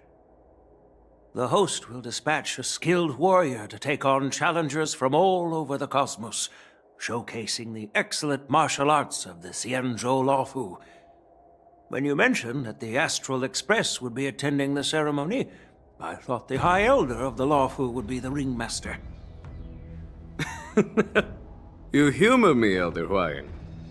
The healer lady is just a young lady who knows nothing about martial arts. How can I assign her as the ringmaster? I'm no match to you when it comes to joking. What's this box for? Why don't you open it, General Huayan? This sword case is intended for the War Dance's award. It's empty now, but in a few days, a precious sword will be delivered and stored inside. I don't mean to boast about our skills, but this sword represents the pinnacle of the Zhuming's craftsmanship. It has a legendary history, full of heroic tales from foreign lands, tales that are too detailed to be summarized in just a few words. Since the delegation delivering the sword hasn't arrived yet, I'll just leave the case here for now. I've been wondering who would be worthy of such a sword. And then it hit me. I can award it to the champion of the Ringmaster's Challenge. The ceremony's champion is sure to be a perfect match for the sword. Moreover, I hear that Yanqing is an excellent swordmaster, and that he will be representing the Luofu as the Ringmaster, so it seems like a perfect gift for him. Thank you for your generosity, Elder Huayan. If you want to give me a sword, just say the word, Grandpa. No need to beat around the bush. You've got confidence, my girl, but I don't think you can best Yanqing. I know you're all about swords, Miss Yunli. It's just a shame that it's the sword that ultimately chooses its rightful master. Yeah, and even if someone gets their hands on such a precious sword, it'll probably end up in someone else's. The outcome of our duel at the Alchemy Commission is still up in the air. Since you're interested, why don't you represent the Xianzhou Juming and challenge me in the ring? That's exactly what I had in mind. Nobody knows who's gonna come out on top. It could be me, could be someone else. It'll probably be me. But whatever happens, it won't be him. Not to be rude or anything, we've been watching their drama. I'm dying to find out who beats who. Quiet down. We have other guests here. I've prepared this sword to add some excitement to the ceremony, not to have you two squabble. It's not a good look for the Alliance. While you both seem confident that you'll win, you need to remember there can only be one winner and one loser in the ring, which could lead to hard feelings. Actually, I have an idea. We don't know who the winner will be, and it might not be either of you. But if you're eyeing that prize, you'll need to work together. I want you to take on an apprentice who will take part in the war dance and win at least one match. How does that make sense? In my humble opinion, while a Cloud Knight is commendable by securing victories, it's even more so to pass on your skills and spread the way of swordplay. I'd be greatly pleased if this apprentice could represent the Express in the war dance by displaying their Cloud Knight flair and prowess. Well, Elder Huayan's idea is quite interesting. Imparting swordplay skills requires teamwork, and both the winner and the loser will learn a valuable lesson regardless of the outcome. The question is, whom should the two of them take as an apprentice? Huh? Who? Wait, me? I noticed just now that Miss March seemed quite interested in the outcome of your sword fight. So I thought, why not teach her the art of swordplay? Wait, are you serious, General? Why am I being dragged into this all of a sudden? I've never practiced swordplay before. I'm a total newbie. You really think I can learn it? Well, you'll probably realize I have no hope and give up on me. And that'd be so embarrassing.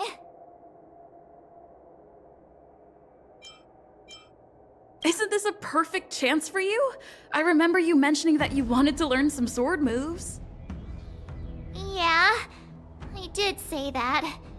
But this is all happening so quickly, don't you think? Miss March is like a piece of jade in the rough, just waiting to be shaped. The war dance is the perfect opportunity to see what heights she can reach.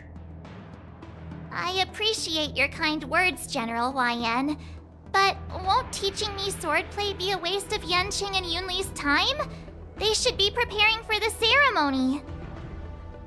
Plus, I heard that each swordmaster has their own special moves. What if they let something slip while teaching me?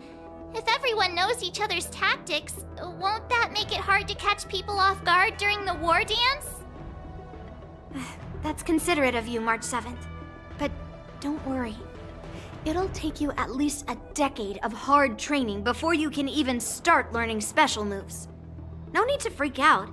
A few Juming swordplay tricks will mean you'll be more than equipped. Really? Looks like March's curiosity has been piqued.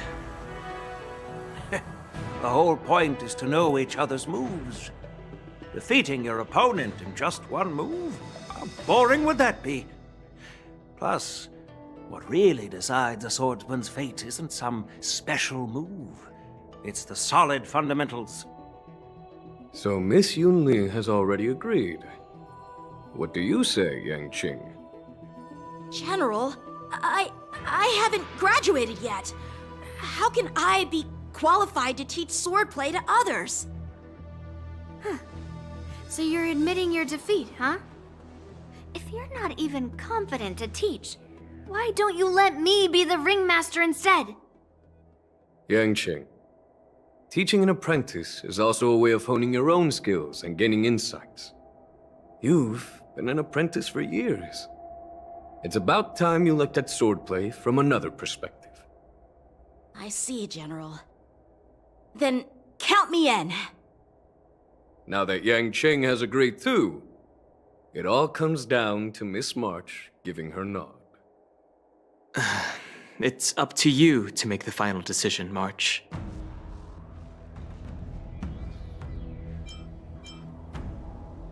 I understand.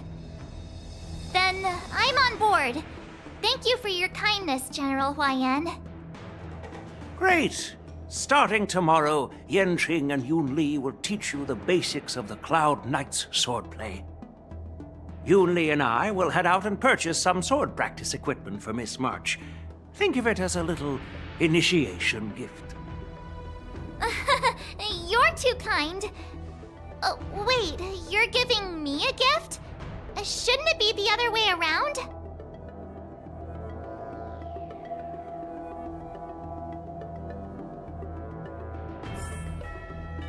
General Huayan's gone. Wait, why does something feel off about what we talked about? I think we strayed off topic. How did things even get to this point? Yeah, I brought you here because the General said he had some important matters to discuss. But how in the world did Yoon Lee and I suddenly become Miss March's swordplay mentors? Because General Huaiyan wants us to stick around on the Luofu for some time. But from his point of view, we're no different from all the other tourists who may leave at any time. Since the crew's actions were mentioned in the Luofu's operations log were given to the Alliance, he probably wants to see firsthand if we're as capable as the report claims, or if we're just some made-up excuse to save face. And he wants to see it for himself during the war dance, which is why he even dragged Yun Li into this. What began as a simple contest between two sword masters has now evolved into you two collaborating to mentor March.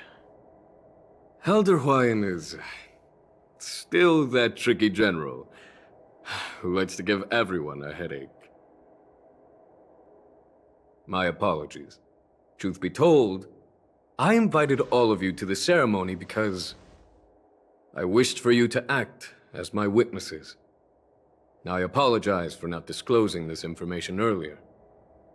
In the coming weeks, I'll also invite all of you to a meeting with General Fei Xiao, where you may need to answer her questions and clear up any doubts she might have. So please, be prepared for the meeting.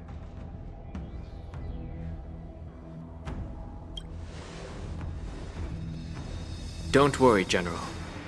No matter what happens, I'm prepared to stay here as the Express's witness and answer any questions. Thank you, everyone. General, I know there isn't much I can do to share your burden, but... As the Luofu Ringmaster, I won't let anyone defeat me in the war dance. I know.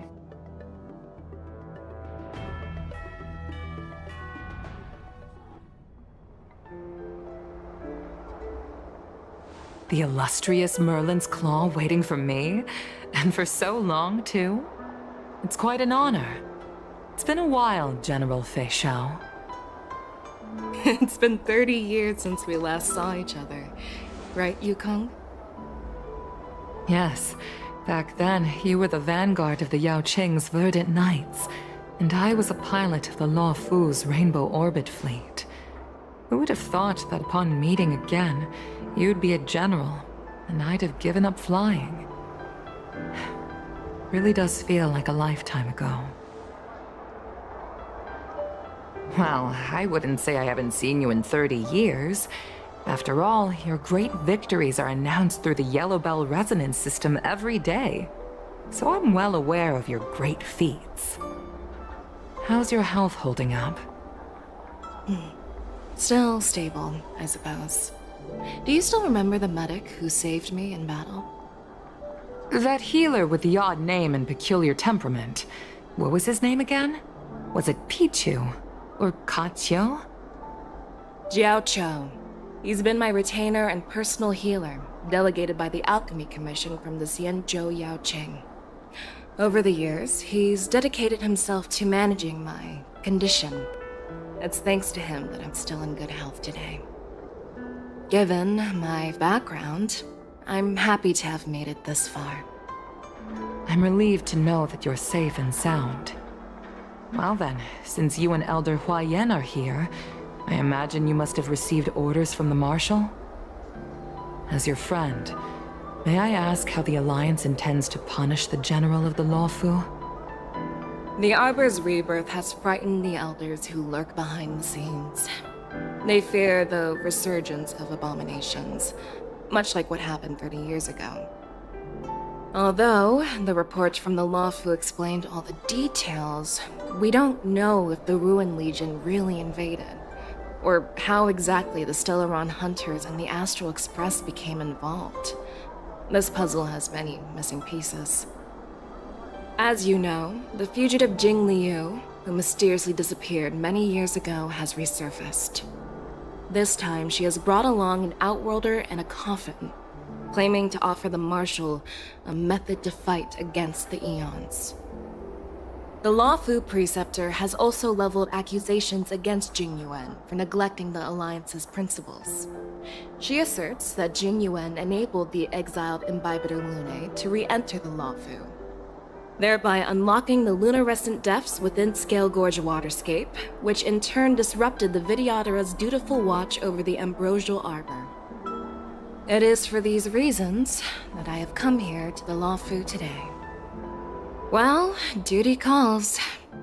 Perhaps I shouldn't have mentioned all of this to an uninvolved person, but since we once fought together, I didn't want to keep you in the dark.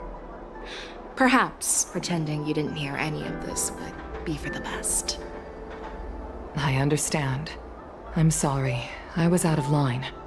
I know I shouldn't be defending General Jing Yuan right now, but... well, you know how I am. The Lawfu has enjoyed centuries of stability since the end of the sedition of Imbibitor Lunae, much of which can be attributed to General Jing Yuan's masterful strategizing. Unfortunately, for long-life species, enduring through the ages always culminates in a failure that undoes all previous achievements, a moment that our adversaries relish. That's true. And that's why I'm also here for another purpose. To visit Hule. Hule? You mean that Hule? The Borisin warhead? The same Hule who has been imprisoned in the Shackling prison for over 7 centuries? The nemesis of the Foxians who will never be forgiven and shall be imprisoned until the end of the cosmos. I can't quite remember the exact wording, but yes, the very same Hule. Usually, only emissaries from the Xianzhou Yaoqing Skyfaring Commission visit him once every century. Why do you have to visit him now, of all times? The Foxians and the Alliance made a pact to combat the abominations, aiming to achieve justice and free their kin. That werewolf monster is to be forever imprisoned in the dark recesses of the Shackling prison, facing unending retribution. Given the situation on the Lawfu, those on the Yaoqing are concerned about Hule's imprisonment. I'm afraid that the routine visit every century is no longer sufficient to ease their concerns. That's why I was sent here, to reassure them. It's all bad news. Well, not everything. There might be a silver lining. Oh, by the way, I found some clues about the thing you asked for.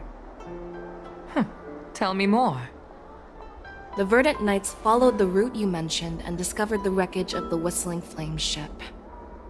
Unfortunately, there were no survivors and no cargo.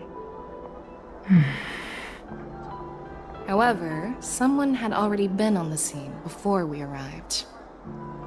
Our people? Or someone from the IPC? No, neither. Yukong, have you heard of a person named Ron May?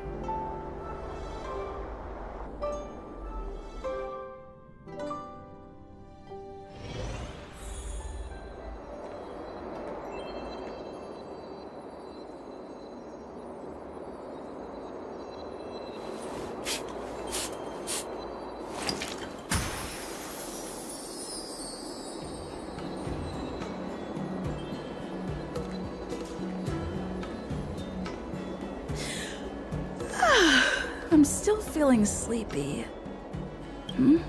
Did I oversleep? Where did March and Don Hung go?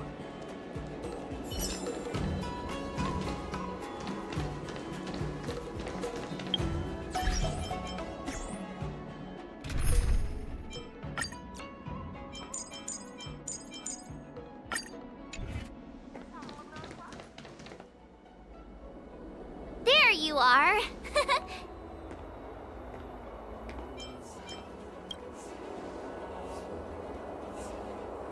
It's an honor to learn from you, Master Yanqing. Well, in all those immersions and novels I watched, when apprentices want to pay their respects to their masters, they usually bring fancy gifts, kneel, and bow. I'm really sorry, but I haven't prepared anything yet. Hey, why are you blushing, Master Yanqing? This is, the first time someone has called me Master. I need to, get used to it. Let me make it clear. Swordplay training is about improving your body, mind, and strength. It's not a casual game you can master overnight. I promised General Huayan that I'd teach you Cloud Knight swordplay, so you can participate in the war dance and defeat at least one opponent. I'll do my best, but if you break your master's rules...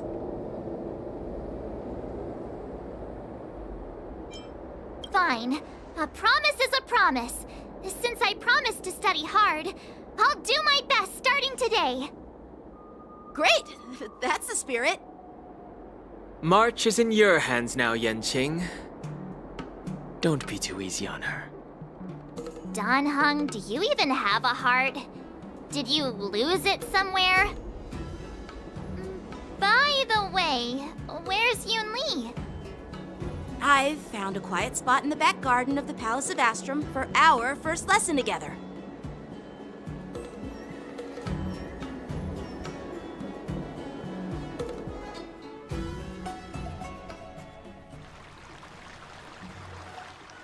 Seriously? It's the first day, and you two are already late? Why is everyone on the Luofu so laid back? So disappointing. Master Yun Li, you're already here. Sorry for keeping you waiting.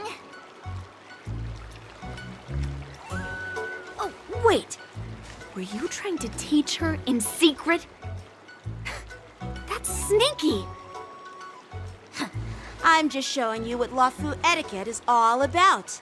She might be my apprentice, but it's customary for the master to personally escort their apprentice to the place of learning.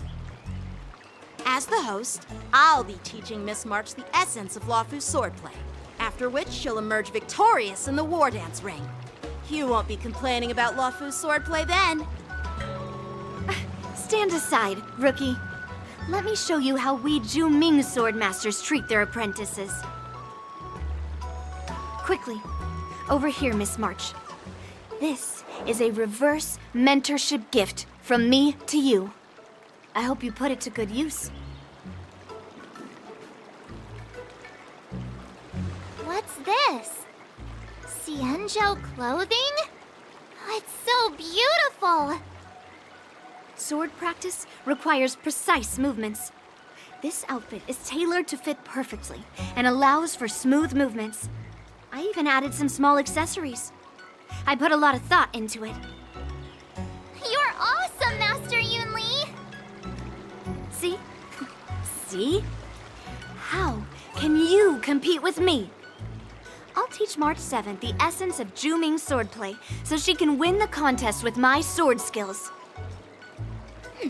Actually, I've prepared something too. Huh? You have a gift for me too, Master Yanqing?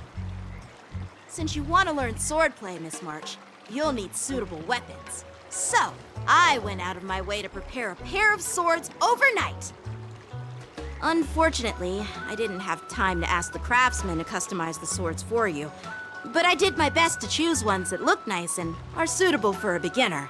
I hope you like them, Miss March. Thank you, Master Yanqing! Bet you didn't see that one coming, did you, Yun Li? The real competition is just getting started. I'm so lucky to have two great masters. But why does it feel like things are getting a bit weird?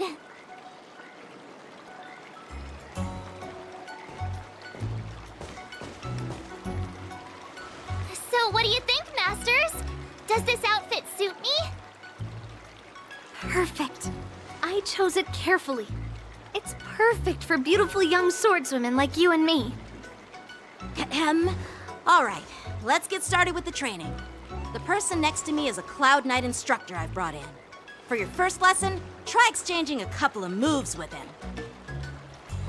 Wait. We're having actual combat training for the first lesson? Isn't that a bit too intense? Well, I heard you have some experience with archery and martial arts. The first thing we're going to do is see just how strong your fundamentals are.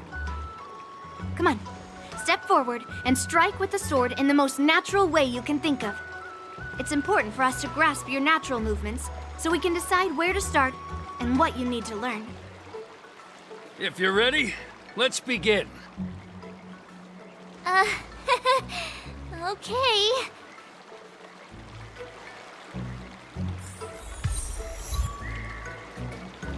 Well, I heard you have some experience with archery and martial arts. The first thing we're going to do is see just how strong your fundamentals are. Come on, step forward and strike with the sword in the most natural way you can think of. It's important for us to grasp your natural movements so we can decide where to start and what you need to learn.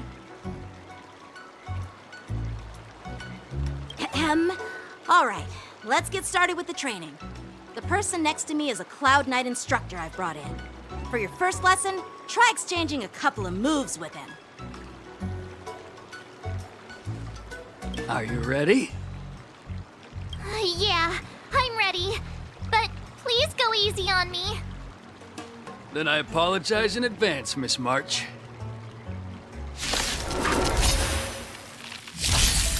I could take 10 of you.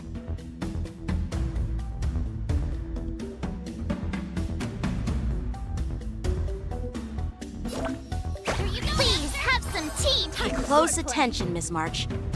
Lawfu swordplay is all about being swift and agile in your movements. Right on time.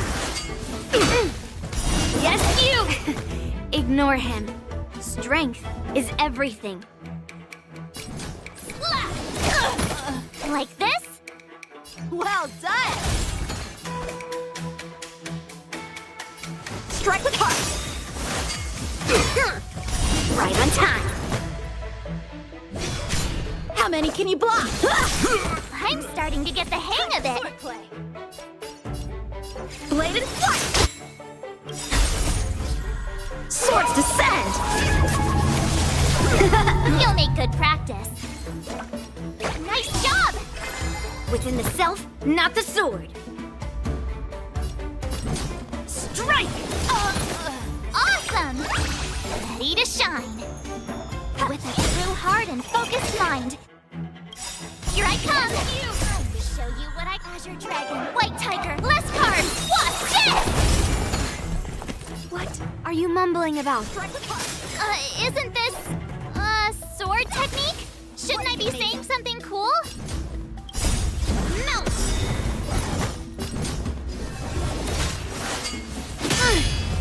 Leap through clouds!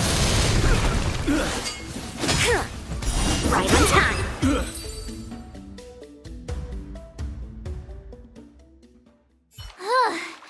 I didn't expect the first lesson to be so intense. Miss March has quick hands and a flexible body. She's a perfect fit for practicing Lawfu swordplay. However, she lacks strength, and her strikes were a bit unfocused. But don't worry, that's totally normal for beginners. Once she starts practicing Juming swordplay, she'll make heaps of progress. Given the situation, I believe Miss March should start by working on... her strength. Seriously, do you actually know anything about swordplay, or what? I could ask you the same thing! Dual swords require agility, so what's more important than footwork? Instead of focusing on her strengths, we should address her weaknesses. The drawback of wielding two swords is not generating enough force. What good is being quick on your feet if you don't have strength? It's not like we're dancing here. Skilled sword masters know how to play to their strengths and work on their weaknesses. Start with what you're good at, then tackle your weaknesses. That's the right way to learn. You're quite the theorist, huh? Theorist? You claim to be able to talk to swords. So what does that make you? A lunatic? Hey, it's only my first lesson, and you're already arguing. Come on, calm down, Masters. I'll have to improve both my footwork and strength anyway, so it doesn't matter which one comes first. But it does matter! Just listen to me, March 7th! Aww.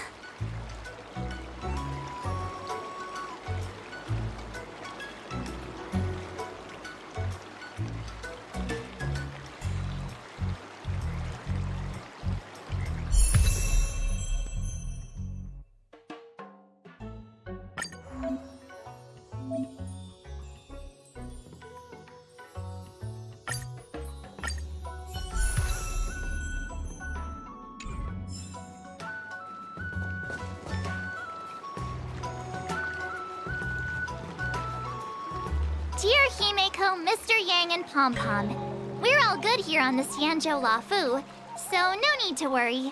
By the way, how's your trip going? As for me, I've somehow become the apprentice to 2 Cloud Knight sword masters, and I've been honing my sword skills with their guidance. One of them is Yanqing, the boy we've all met before. The other is Yun Li, the granddaughter of General Huaiyan from the Xianzhou Juming. Both masters are super strict, giving me a real taste of how hard sword training can be. I tried to drag her into this, but she refused. Then I tried to rope Dan Heng in, but Master Yanqing wouldn't have it. Still, I didn't let the difficulty get to me. In just a few weeks, my sword skills have improved a lot. Both my masters think I have unique talents in swordplay, and are literally fighting each other to teach me their skills. Thanks to their guidance, I've actually made some progress. When I get back to the Express, I'll definitely show off my skills and impress you all. Looking forward to your reply. Yours, March 7th.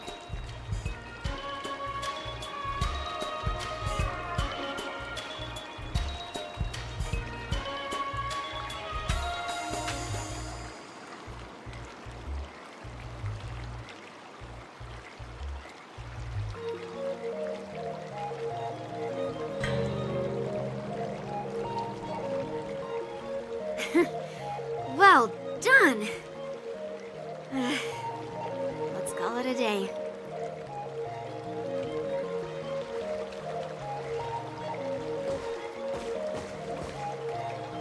Miss March's sword skills are really coming along. She'll hold her own just fine in the war dance.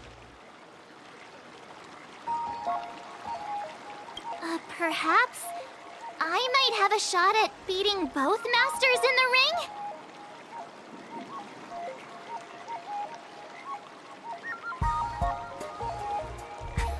Get real.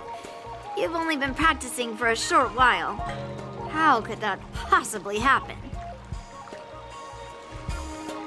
With your talent, Miss March, if you dedicate a few more decades to training, you might eventually be able to defeat Yun Li. Decades? But I'll be an old lady by then. No. Can you believe it? March 7th has actually become a pretty decent swordmaster in such a short time. Now I understand why Grandpa always had a grin on his face while training me. Are you sure he wasn't laughing at you? Oh, shut up! It's all thanks to your amazing guidance, Masters. Miss March, you're really getting the hang of wielding dual swords. If you're keen on advancing, trying out different Xianzhou blades could improve your touch. Let me see. Which sword is the most powerful? Single sword? Great sword? Or maybe a flying sword? There's no such thing as the most powerful sword. It's all about the skill of the sword master. Yenqing wields several flying swords, while I only wield one. But remember how I kicked his butt at the Alchemy Commission? First, you didn't kick my butt. Second, you'll never kick my butt. Third, how about we settle this right now and see who kicks whose butt? Yeah, I'm up for that. And if I kick your butt, you'll drop out of the war dance. Deal? Why are you two arguing again? I thought things had been improving between you lately. There was talk that the leading disciples of the Luofu and Juming generals were supposed to face off in the war dance, but for some reason, they suddenly teamed up to train an apprentice of their own. Turns out, the rumors are true.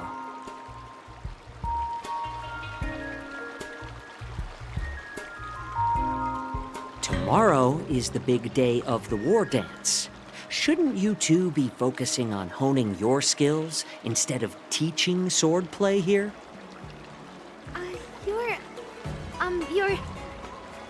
Oh, that's right. You're the pink-haired box from the Yaoqing.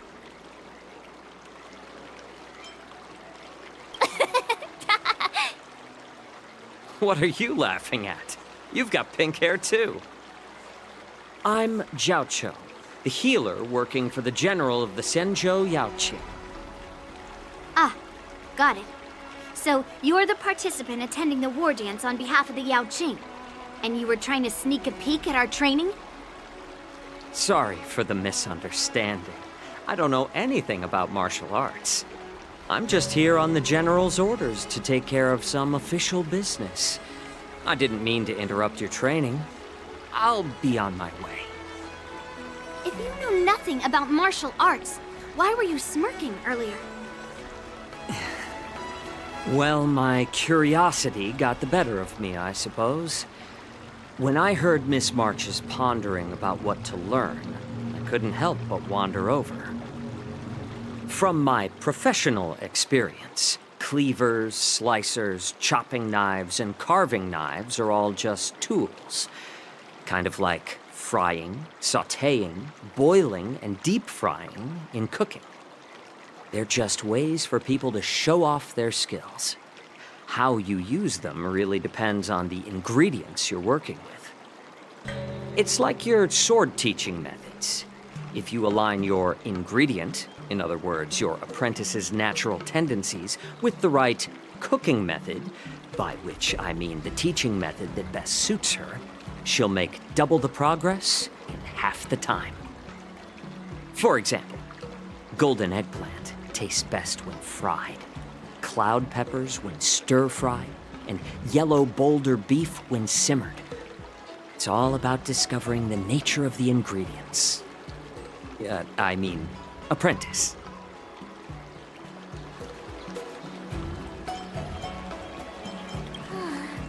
All this talk about food is making me hungry. Aren't you a healer? Why are you talking about food? Well, it's just a metaphor.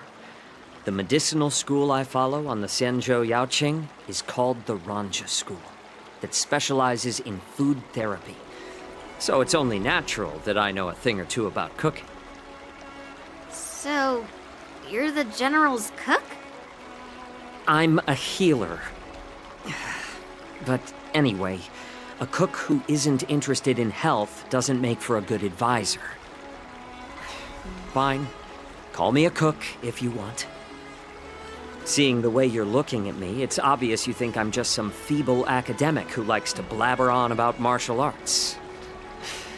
But, in reality, I know a thing or two about killing. After all, the art of healing inherently encompasses both life and death. Why is this guy suddenly getting all serious with kids? Do you recognize this bottle of medicine in my hand? No. This is called tumble dust. An extract from an exotic flower named Yabra. Ugh, is it poison? Well, it depends on how it's used. With just one drop, it's able to numb a patient's body during surgery, making them painless throughout the entire process.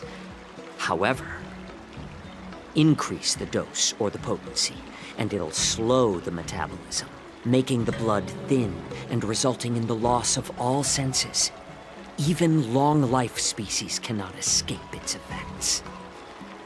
This thing can save lives or take them. It's more powerful than the swords in your hands. That may be so, but still, I prefer settling things with a sword than, you know. Huh. Looks like I did get you all wrong. You're not a feeble scholar, but a sinister and despicable one. Hey, why the insults all of a sudden? I'm just sharing some medical knowledge here, not persuading you to poison anyone. Seems like you get real excited when talking about poison. I can't tell if that's an honorable thing or sinister. Picture this. 2 individuals.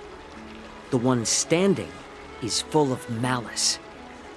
The other lying down is honorable and righteous. How can the one who's lying down label the one standing as sinister? In the throes of combat, where life and death hinge on a singular moment, every idea fades into nothingness.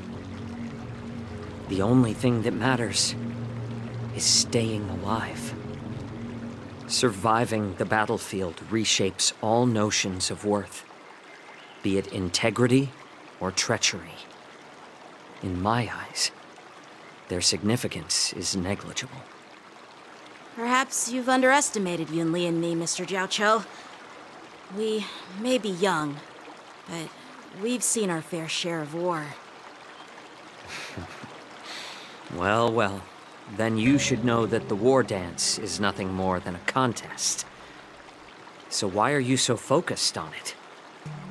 When I was appointed as the ringmaster for the war dance, I asked the general, we Cloud Knights are supposed to charge into the fray and slay enemies. Why do we have to swing swords in a ring just to please an audience? And this is how the general replied. To unsheath your sword in a ring is no different than on the battlefield, as your sword reveals the might of all Cloud Knights. The war dance is the perfect chance to showcase martial virtue and forge alliances from all over the cosmos. When we unsheath the sword without drawing blood, we not only display our might, but also the martial virtue of the Cloud Knights. That's quite an insightful statement, Yanqing. Well, my apologies for being so short-sighted. I've been on the Luofu for quite some time, but I haven't had the chance to see the ceremony venue for myself yet. Hearing you speak so highly of it has piqued my curiosity. Would you mind showing me around? You want to see the Sky Splitter ship where the war dance will be held? Let's go! I bet Yunli and Miss March haven't seen it either, right? Well then, I'll give you all a tour.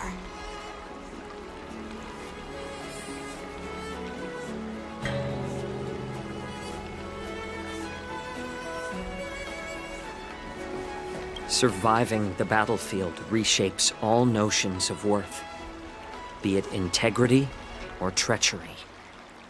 In my eyes, their significance is negligible. Can you believe it? March 7th has actually become a pretty decent swordmaster in such a short time. Now I understand why Grandpa always had a grin on his face while training me. Let's go. I'll give you a tour of the Sky Splitter.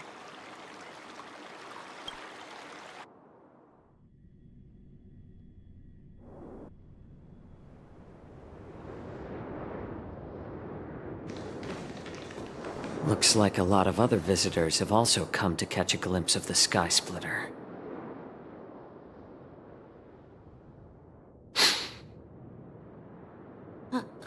What's up, Mr. Jiaoqiu? No, it's nothing.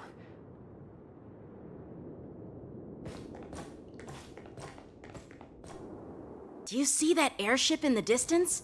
That's the Sky Splitter, the venue for the war dance ceremony. It doesn't look all that impressive from this distance. The Sky Splitter is actually a decommissioned Luofu military vessel. People aren't allowed on board until the war dance officially commences. Tomorrow, when the bell rings and the ceremonial cannons roar, I'll be there representing the Cloud Knights of the Xianzhou Luofu, standing in the ring, ready to take on challengers from all over the cosmos. Since I was a kid, I've been training in swordplay and the art of war under the general. Every day, I'd swing my sword 10,000 times, and then thrust it 10,000 times, repeating the process over and over. I understand that I'm not like other kids. I never envied the toys and freedom they all had. I never found sword practice boring or hard. Even in the thick of battle, facing down savage abominations, I never felt scared. Each day, I could feel myself getting stronger and stronger, and I racked up countless victories. It's the best feeling in the world. But then, I faced a really tough opponent. And just one slash shattered my confidence into 1,000 pieces. That's when I felt true fear for the first time. Maybe that's what Mr. Jiaoqiu meant by life and death hinge on a singular moment. Every idea fades into nothingness. After that, I had to pick up the pieces and try to put myself back together. But no matter how hard I tried, I couldn't seem to find my old happy self again. I often ask myself, why do I wield my sword? If defeat is inevitable, why do I continue to fight? Is it to reclaim the joy of victory? To meet the general's expectations? Or to secure my honor among the Cloud Knights? While the general could teach me the art of swordplay, he couldn't teach me why I should keep on going. He said the reason must come from within myself. I've been struggling to find that reason. But after talking with you, Mr. Jiaoqiu, I think I already have that reason in mind. As a member of the Cloud Knights and the General's apprentice, I've had a weight on my shoulders. And I know there's still more to shoulder. But when I wield my sword, it feels like I'm letting go of everything. I love the feeling of giving it my all, facing any obstacle in front of me, pressing forward. That's why I wield my sword. Oh, Yanqing. So young, yet so grown up. By the way, how old are you exactly? Age doesn't really matter. All swordmasters will understand how I feel. I get it. Looks like all the kids on the Luofu live tough lives. So, how about you, Miss Yunli? It's not polite to ask a girl her age, no matter which Xianzhou ship you're on. I'm not asking your age. I'm asking if you have a dream like Yanqing has. You don't talk like a cook. You sound more like a TV host or something. Need I repeat myself again? I'm a healer. Well, I don't have a dream like Yanqing does. The only reason I'm participating in the Ringmaster's Challenge is because I made a promise to my grandfather that I'd win the precious sword he's contributed to the war dance.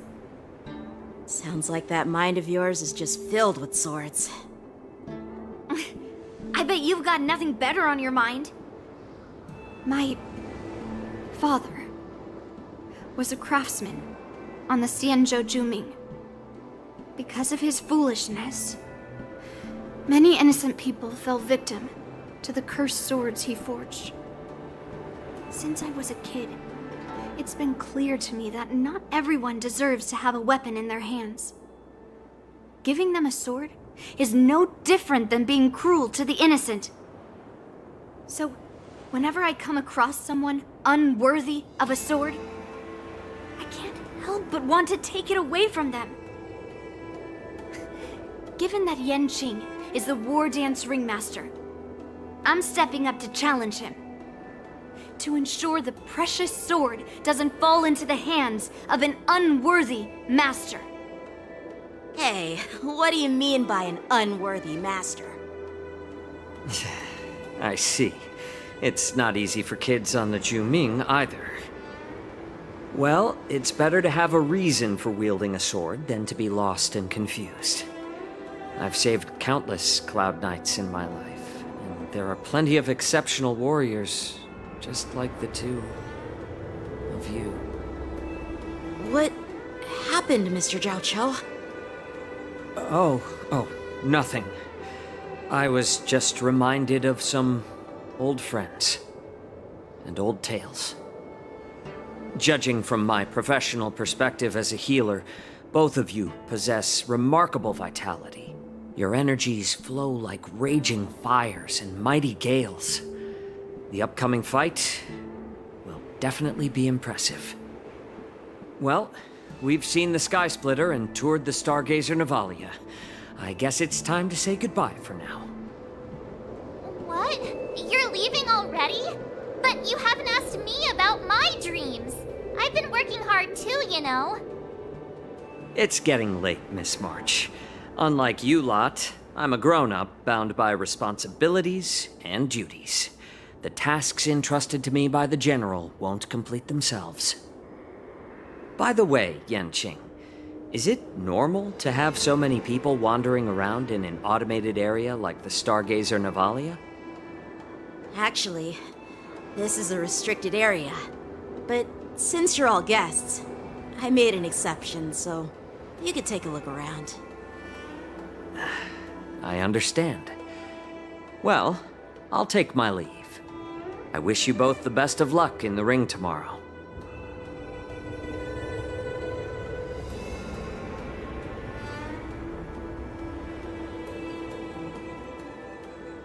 Seriously? I just spent so much time thinking about my dream, but he didn't even ask me. Now that we're done with our tour of the Sky Splitter, shall we continue with our training? Why don't we take a day off? What? You want to secretly practice swordplay by yourself? Dream on. You know cramming before a fight never works out. For some reason, seeing the Sky Splitter has boosted my confidence. So, I've decided to conserve my strength for tomorrow. All right, I'll take you out of the Stargazer Navalia.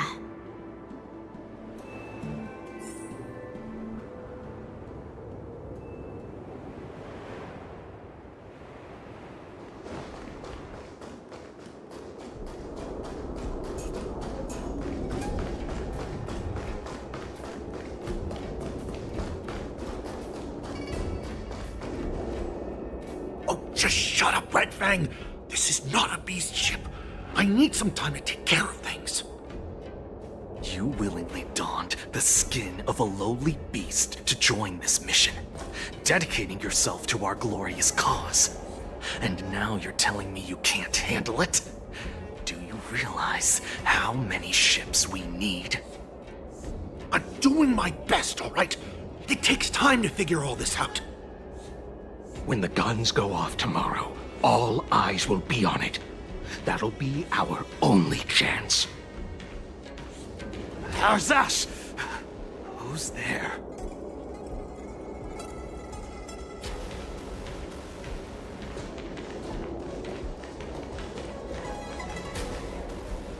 you guys?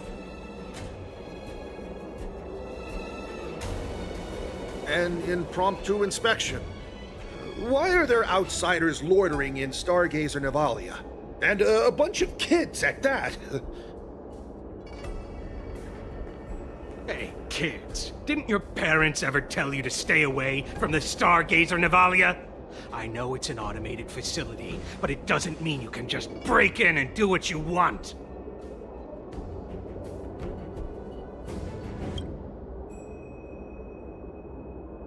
Sorry. I'll take the little ones away right now. Big sis, let's go. I want to play in Everhunt Plains.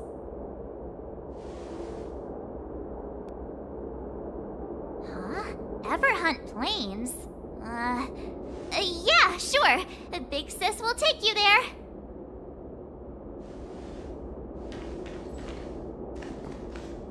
Shuha!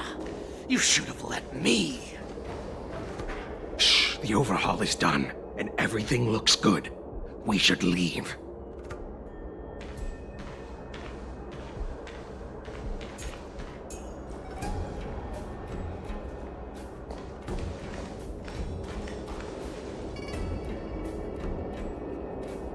Could you repeat what you just said, Yenching?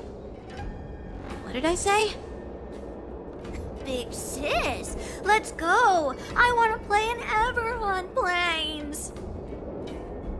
Come on. Can't you read the room? Something is definitely off about the 3 people we just met. Yeah, anyone could see that. I just wanted to hear you say it again. That pink-haired box tried to say something. I'm pretty sure he sensed something fishy. Since he's not familiar with this place, he just dropped us a hint. But you didn't seem to be paying attention at all. I knew that from the beginning. They said they were doing an overhaul, but it looked like they had no idea how to operate the Starskiff production line, right? And it's suspicious how they suddenly finished their overhaul and walked away as soon as they laid eyes on us. A Cloud Knight, a member from the Skyfaring Commission, and a craftsman. They're from various departments, and the reason for the overhaul seems legit. But one of them blurted out some weird language just now. Did you hear that? I have a feeling that if we secretly tail them, we'll definitely catch these guys in the act. Follow my lead, and be careful not to blow our cover.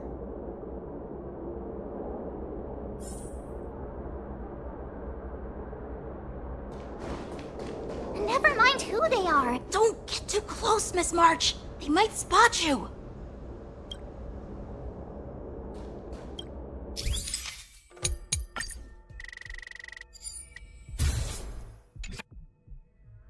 We should have just killed those lowly beasts.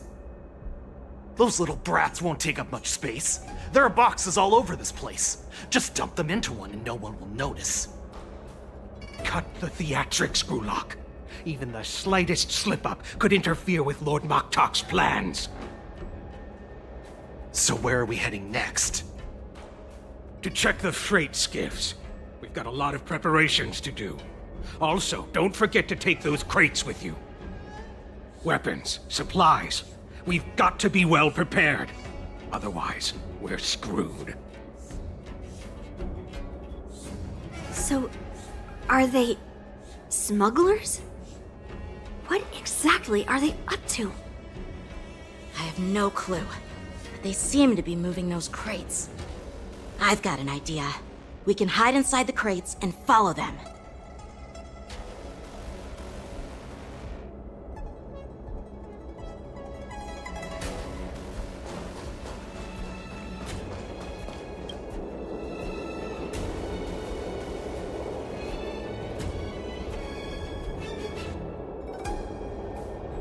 Ugh, it's so cramped in here.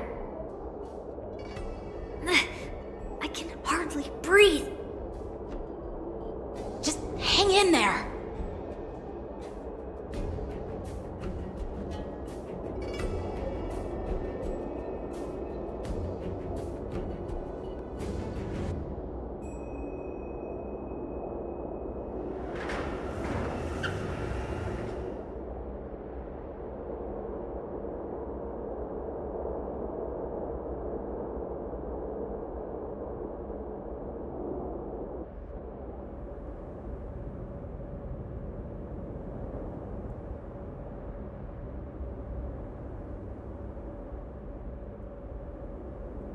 Let's just put the cargo here for now, all right?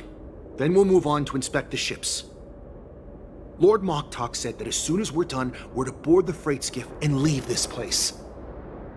Don't worry, I've changed the shipping schedule. You two, come with me. Is it just me? I keep smelling that stench of lowly beasts everywhere we go. Don't be so paranoid.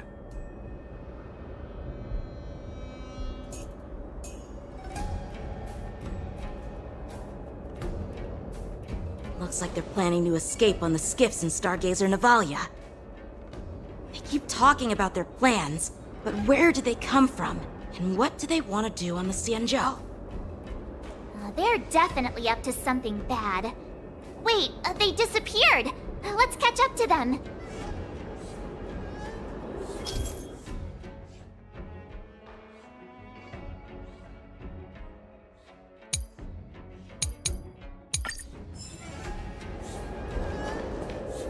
Tread softly, breathe quietly, and make sure to keep an eye on them.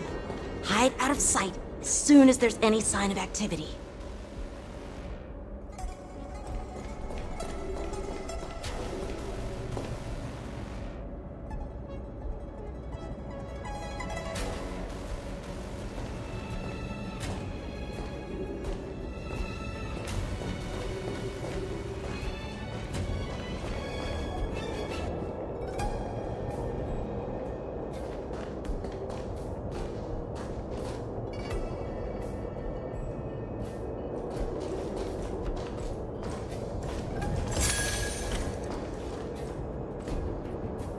Don't be so paranoid. We're running out of time. Get over here! Shuhard, I'm coming!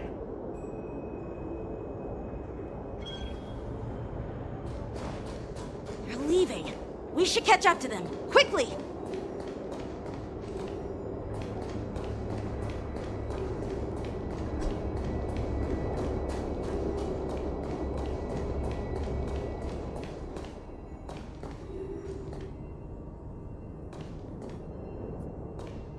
What are they up to? They're all wearing official uniforms, but I'm pretty sure they're not members of the Skyfaring Commission, the Artisanship Commission, or the Cloud Knights. This is way too suspicious. Never mind who they are. Let's just film them. That way, if they do anything bad, we'll have solid evidence against them.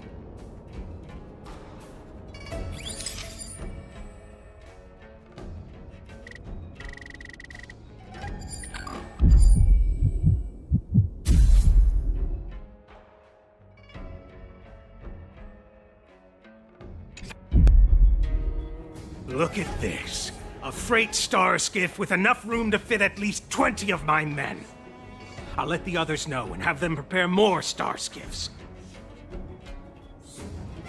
Once we're past the checkpoint, there will be beast ships waiting for us. Lord Moktok is ready. The revival of our ancient bloodline all hinges on this operation. What did he just say? Beast ships?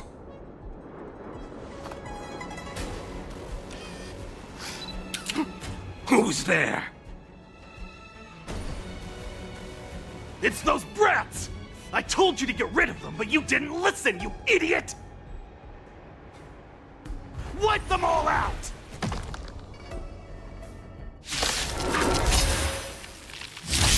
Orson? Adusa! Die, you lowly beasts! Here you go, Master. Just...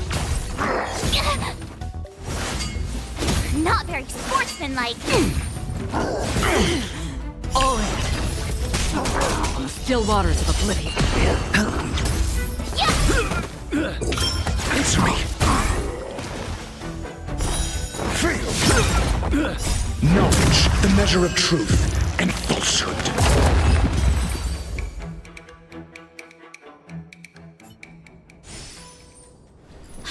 How is this possible? How did these Foxians change their appearances like that? They're not Foxians at all. They revealed their true form. They're Borison, Just like the bandits I defeated on the IPC ship. Wait, that means...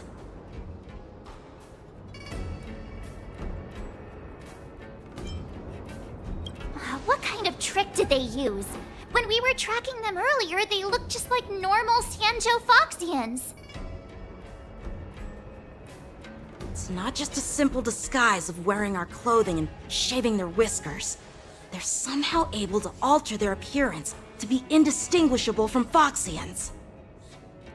They even have official IDs for the Skyfaring Commission, the Artisanship Commission, and even the Cloud Knights? Let me check this fake Cloud Knight's tag. Maybe it'll give us some clues. Lu Jun, an officer of the Patrol Defense Squad? Wait! What's the matter? I encountered a patrol officer named Lu Jun before. It was a few weeks ago, when we were transporting the Borison prisoners. If they can forge official identities and move around the Xianzhou without raising suspicion... Oh no, this is bad. Even worse. If you find one cockroach on the Express, it usually means... There are more Borison hiding on the Xianzhou. I bet their plan is much bigger than just stealing information. We've got to report this to the Seat of Divine Foresight.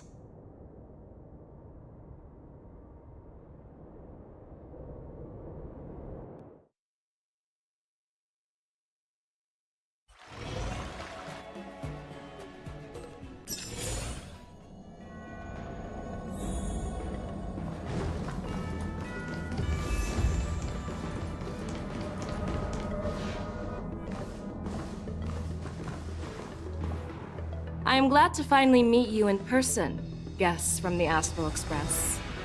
I'm Fei Xiao, the General of the Xianzhou Yaocheng. Let me introduce our guest to you. The one dressed in green. He's the reincarnation of Imbibitor Lune, and the person behind him is the newest member of the crew. I've heard a lot about you. Outside the reports from the Law Fu, the Skyfaring Commission of the Yaoqing has also gathered plenty of information about both of you. I've been eager to meet you face to face for reasons that I'm sure General Jing Yuan has explained, right?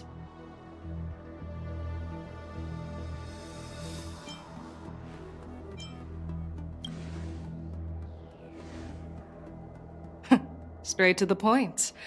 I like it. According to General Jing Yuan's report, the Ruin Legion is to blame for the Ambrosial Arbor crisis, and all Arbiter Generals should pay attention to the Ruin Author's movements. Over the years, the Destruction's minions have wreaked havoc on countless worlds, and the Alliance has been keeping an eye on them, but no one expected them to join hands with the remnants of the Abundance. The damage caused by the Ambrosial Arbor crisis was far less severe than expected, which is good news for us. However, it was quite different from the Ruin Legion's usual style of destroying life wherever they go. While I trust the bravery of the Divine Foresight and the Nameless, I'm curious about some details missing from the report. I'd like to take this chance to have an exchange with both of you. Let me be clear, the questions I'll ask might not reflect my actual thoughts, so please don't take offense if any of my questions seem a bit harsh. Please go ahead, General. But keep in mind we can only answer based on what we know. And perhaps you already have the answers to your questions in your heart. You have a clever tongue. I like it. So Merlin's claw is quite articulate. Right now, her intentions are unknown, and Jing Yuan wants us to be honest. Maybe I'll just stick to the facts we know. Let's cut to the chase. Before the crisis struck, the Astral Express was guided here by a Stellaron hunter, a wanted felon, in an attempt to resolve the Stellaron crisis. However, everyone in the cosmos knows of the Stellaron Hunter's reputation. So, why did you place so much trust in them? Could it be that some of you have a connection with them?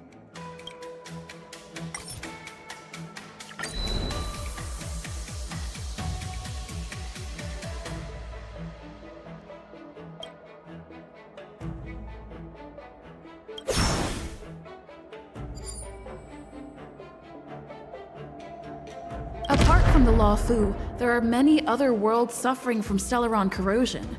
For example, Eurilo 6, the world that the Express stopped at before reaching the Law Fu, was one of them. To the Express, Stellarons act as roadblocks on the Silver Rail and pose risks to the warping process. And that's why dealing with Stellaron issues is part of the duty of the Nameless. Ah, I've heard about those problems caused by Stellarons. The Express connects various worlds, so it makes sense for you to take care of this. The cosmos is a mess, and the Trailblazers are just doing their best to fix it. I understand. Let's move on to the next question. The reports suggest that Don Shu, the master of the Disciples of Sanctus Medicus, colluded with the Lord Ravager and used the power of the Stellaron to resurrect the Ambrosial Arbor. But here's the thing. Don Shu was just a chief alchemist. Even if she colluded with our enemies and summoned the Stellaron, how did she manage to bypass the Videodora guards around the Ambrosial Arbor?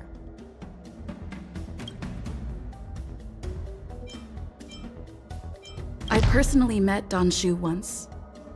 Her closest friend was killed during the war on the Fang Hu, and she harbored deep hatred towards the Hunt. So she spent years making preparations in the Alchemy Commission in order to take revenge on the Xianzhou. Revenge is also a form of the Hunt. However, that doesn't explain how she managed to bring the Stellaron into the Scale Gorge waterscape, which was guarded by the Videodora. Well, you should ask Don Shu herself for the answer. Unfortunately, Don Shu is dead, and even her corpse has crumbled into ash. That's one less clue we can pursue.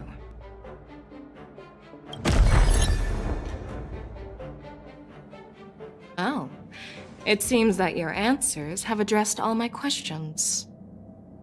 Generals, I am finished with my questioning. So, what do you think, General Fei Shao? Have the doubts in the report been cleared up? The two Nameless have been honest in their answers. Even though there are some tricky details, my intuition tells me there is nothing wrong. However, the 3 questions I posed earlier were not just for the Nameless, but for you too, General Jing Yuan. First, the Disciples of Sanctus Medicus grew uninterrupted on the Law Fu, yet the 6 charioteers were not aware of it. That was a dereliction of duty.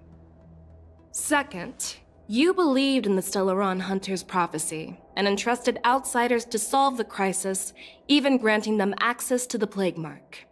That was a dereliction of responsibility. Third, you insist on holding the war dance right after the Ambrosial Arbor crisis, putting the Law Fu back in the spotlight. That is a dereliction of wisdom. Merlin's Claw. Is this your line of thinking? Or the 10 Lords?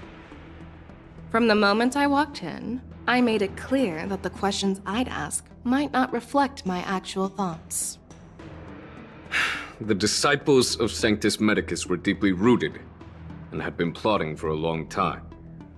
I admit it was my negligence for not noticing it earlier.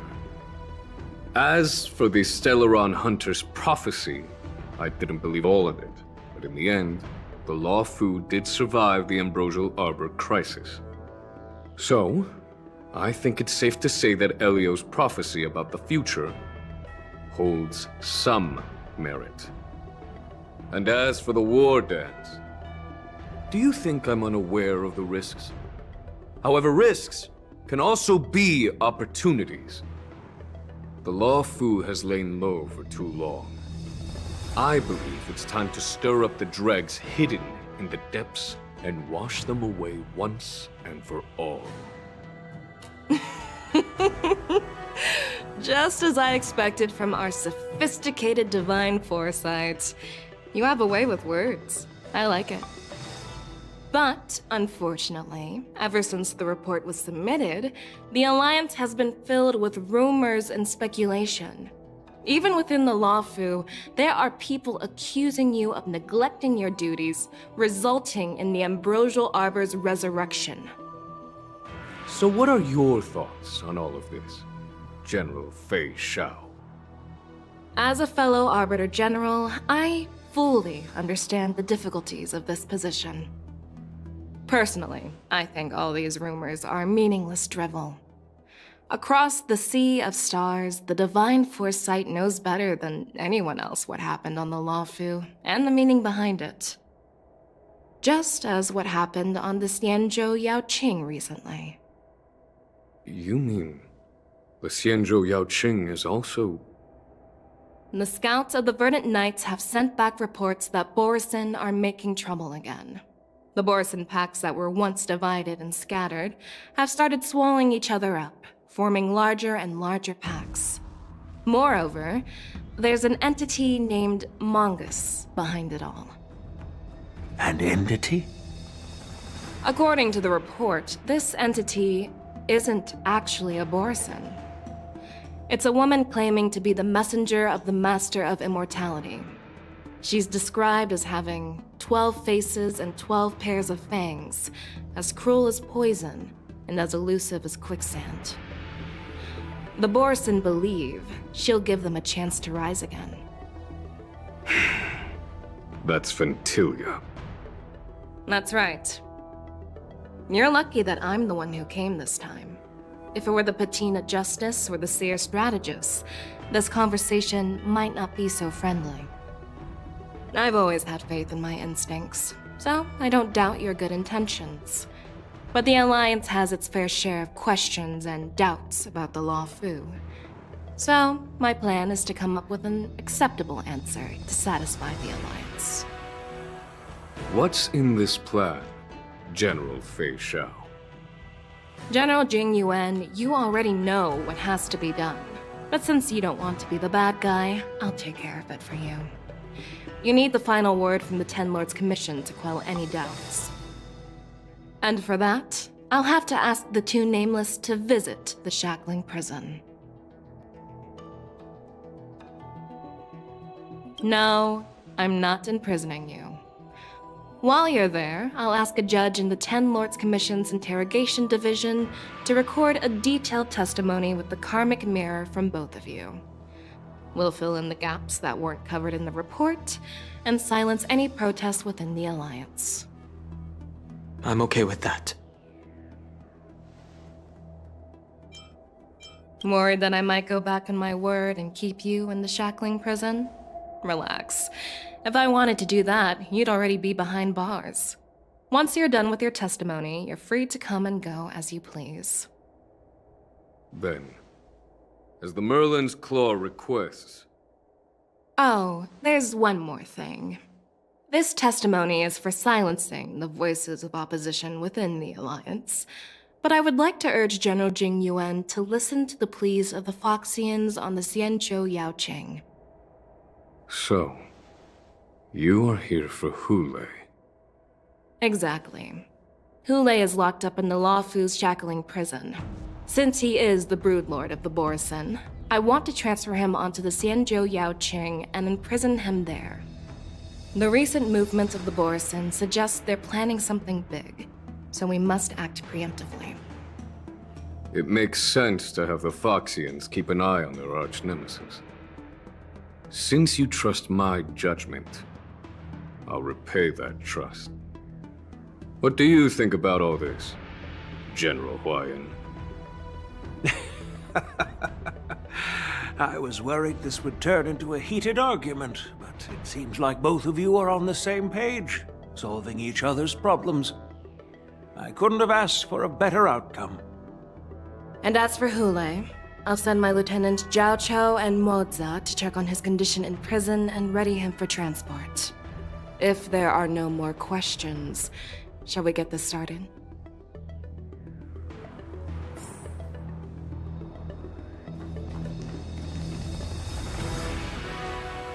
Well, I'm glad we managed to talk this out.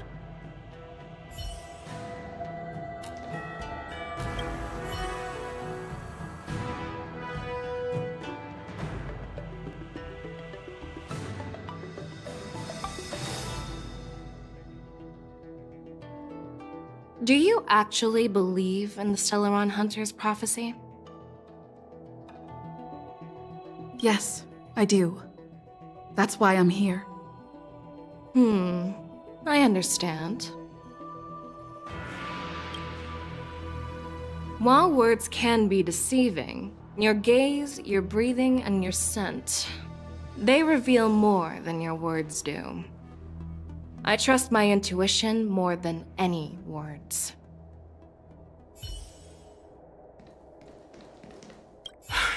I'm really sorry about all this. But the testimony in the shackling prison won't take up much of your time. I'll call for a messenger to take you to the interrogation division. You just need to give your testimony, and then you can head back.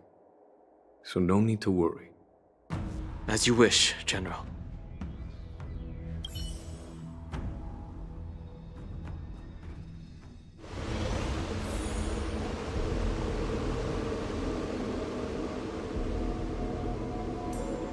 As General Jing Yuan requested, everything is prepared for your arrival, and I am here to receive you. The judges at the interrogation division also know your purpose in coming.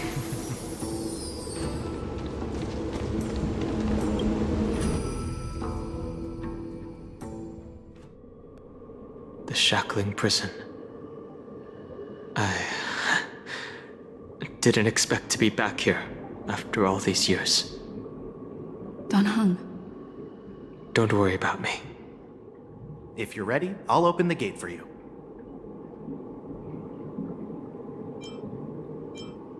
Exactly. Please come on in, dear guests.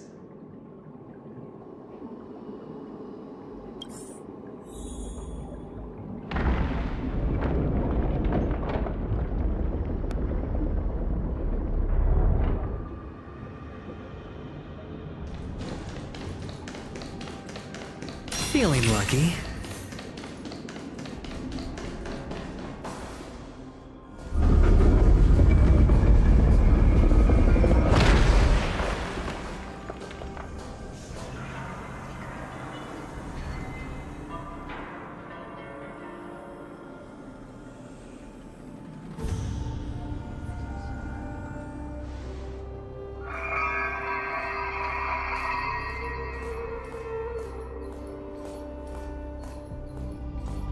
What are you looking at?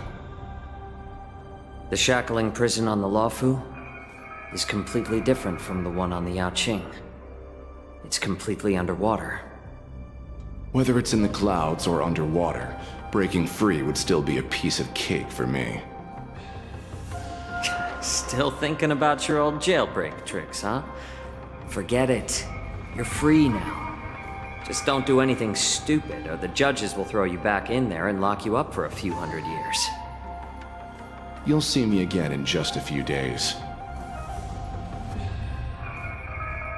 Taking Hule back to the Yaoqing means a lot to the Foxians on the ship, and to the General herself. So stay alert.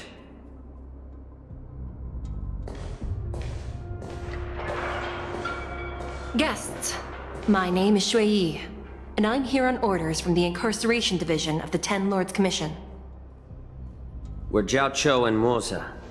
General Fei Xiao sent us to extradite the Borisin criminal Hule to the Yaoqing.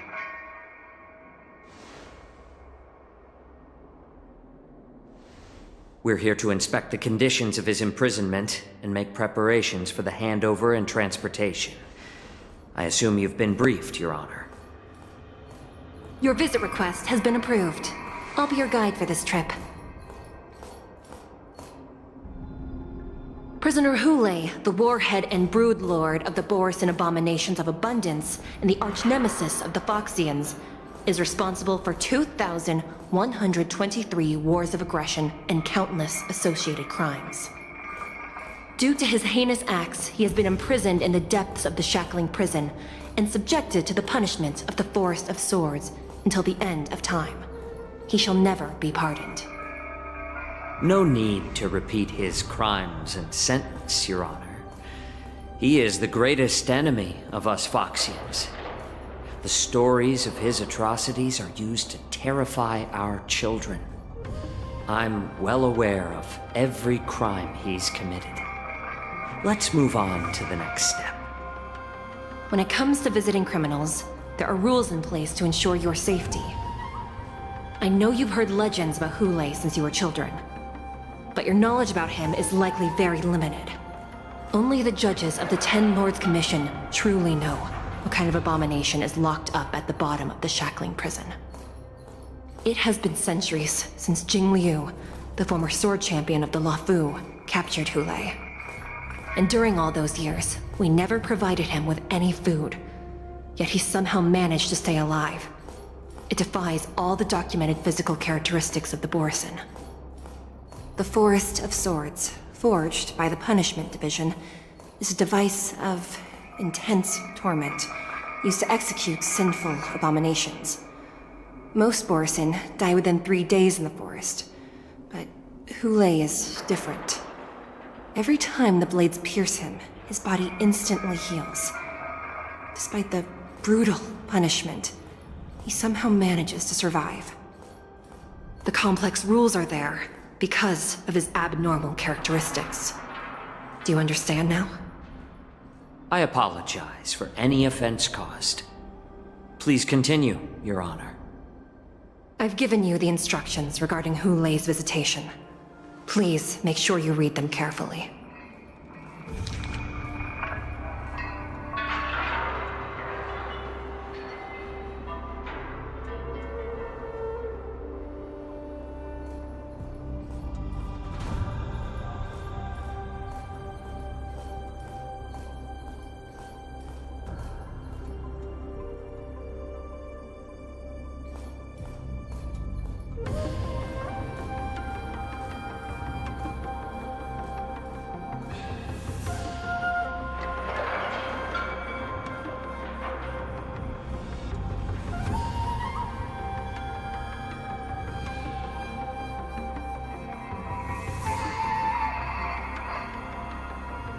And please, take this pellet before proceeding.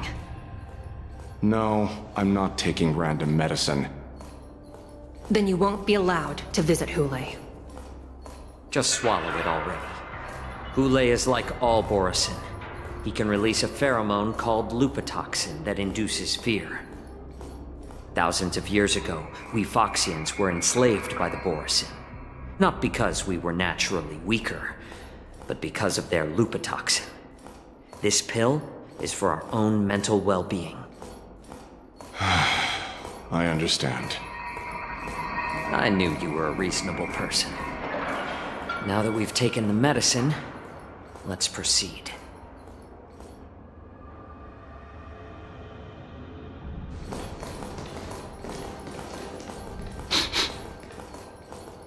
Your Honor. What is it? No, never mind. Maybe I'm just imagining things. Let's keep moving.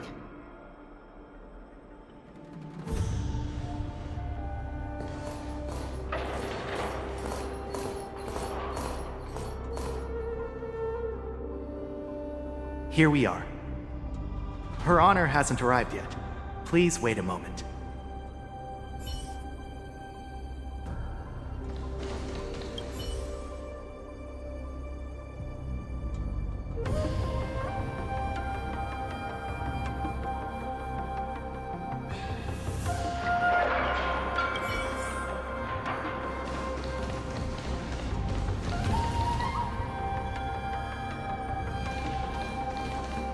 This place...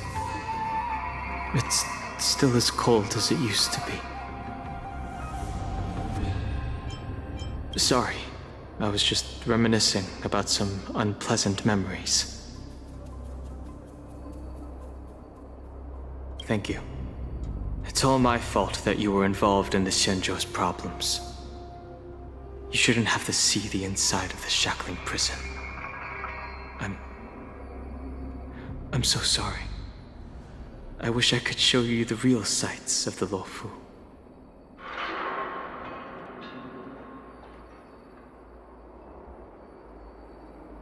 The 6 charioteers might have more power over the rest of this Xianzhou ship. But here, in the shackling prison, is the judges of the 10 Lords Commission who call the shots. The judges will use a complicated interrogation device called the Karmic Mirror. It accurately tracks every physiological change during questioning and records it. Therefore, the judgment made here will be sufficient to convince the other administrators of the Xianzhou. At least they won't attempt to challenge the conclusions.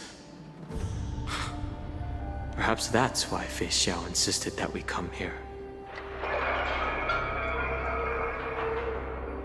Okay. But watch your step. This place is not like the others.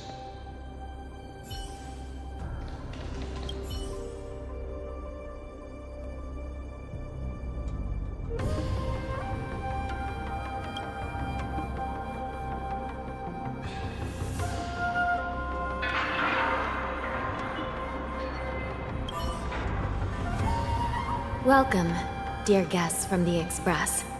Judge Hanya of the Interrogation Division. We've met before.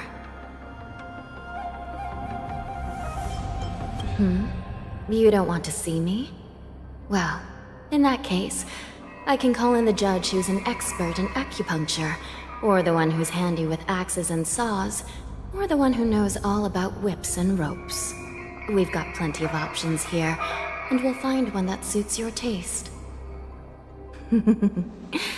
Just kidding. We judges work in shifts, and it just happens to be my shift. Maybe we're destined to cross paths. Please allow me to express my gratitude to you again for subduing the demons in the Fixtral Garden. Looks like while March 7th and I were clueless, you already made many friends on the Xianzhou Luofu.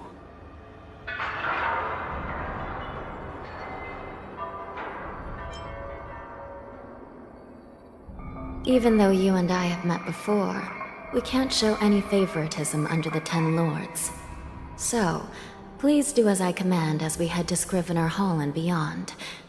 Don't do anything without my permission. This is not a place for ordinary mortals. You and Mr. Danheng, please come with me. Please lead the way, Your Honor. Please let me activate the mechanism before we all move forward. And please, watch your steps.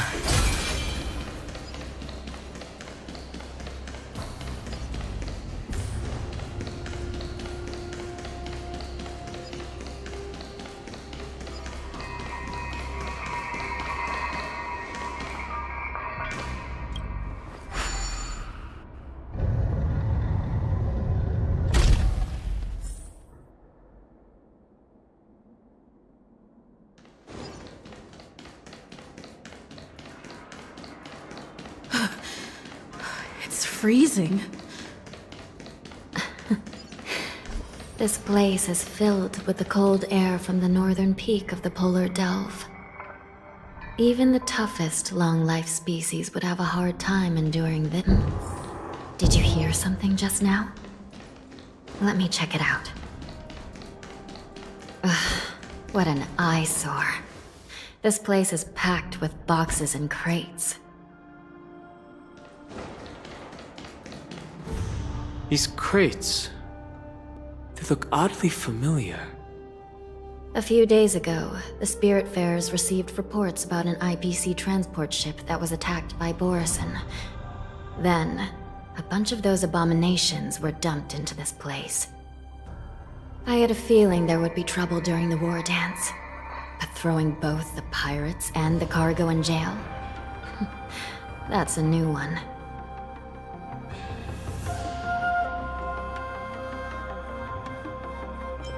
I heard the Intelligentsia Guild crafted something dangerous. We have many records in the Hall of Karma about these wise ones. They love to tinker with forbidden technologies, always trying to push the limits of Ingenia. I caught a glimpse of the mechs in those crates, and they bear a striking resemblance to Borison. I wonder what they're planning this time. Well, business first. Let's keep moving.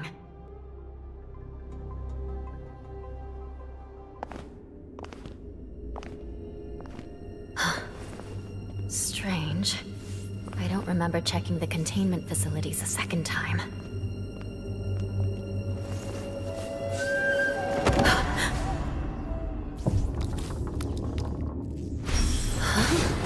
Watch out!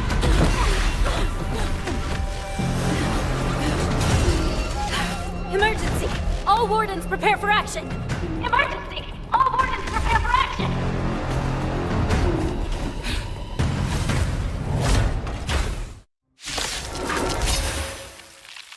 What's happening here? Why are these things moving on their own? Something is wrong. The guards aren't responding. Time for good old counterattack! Still waters of oblivion. I weep for the departed. It too shall fall. Watch your head. Bust. Or maybe I'll take it all. All in. This thing is going wild, just like a Borison. Looks like we're on our own for this one. Destined for oblivion. But how is this even possible? The Spiritfarers follow the protocols, cutting off power to the mechs and sealing the crates. How could these mechs still start moving? It's just like what happened in the Artisanship Commission before. These goods went haywire and attacked everyone in sight.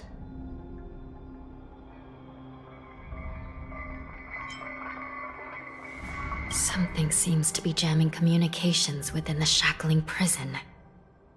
It's probably these mechs causing the trouble.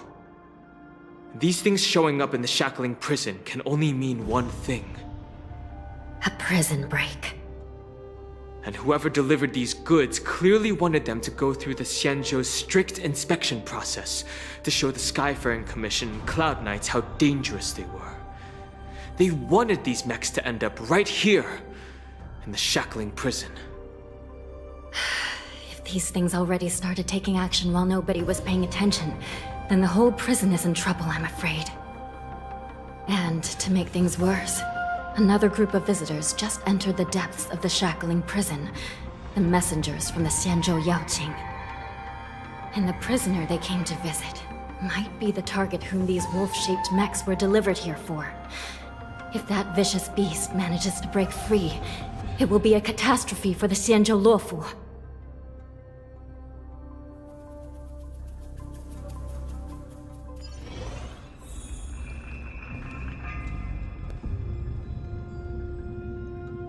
Here we are.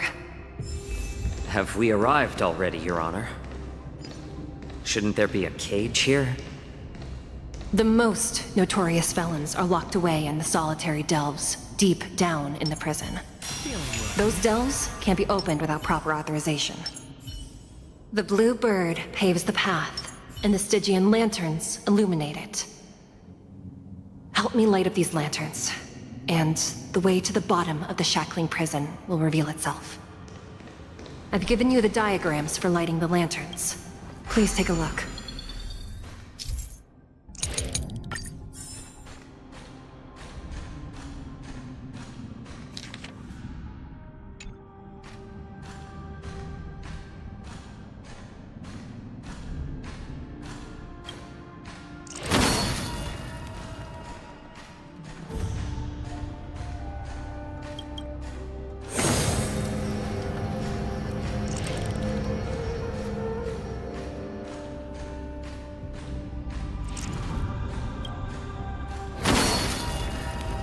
It's better to use your brain and save your strength.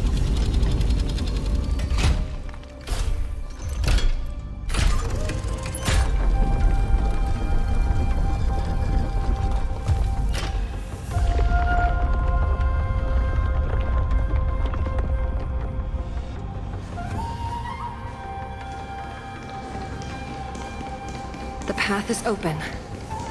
Once we descend to the bottom of the prison, please do not do anything reckless.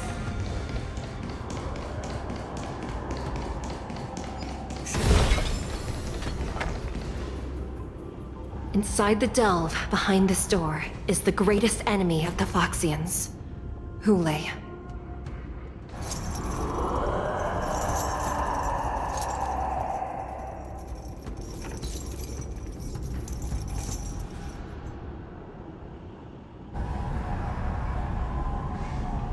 According to custom, envoys from the Yao Qing visit the Xianzhou La Fu once every century to check on this abomination's imprisonment and condition. Even though the Ten Lords' Commission sentenced Hule to the Forest of Swords, suffering every day for the rest of his life, I understand that the Yao Qing messengers want to see him dead. Unfortunately, for the past 7 centuries, they've had to return disappointed. Because this beast simply can't be killed. If we can use his toxin to create medicine and save an innocent life, it might help balance out some of the sins he's committed.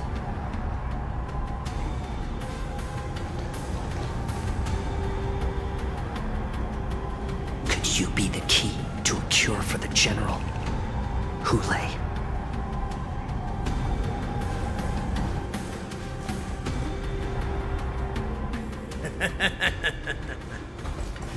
And once again, the envoys of the Yao Qing will leave disappointed.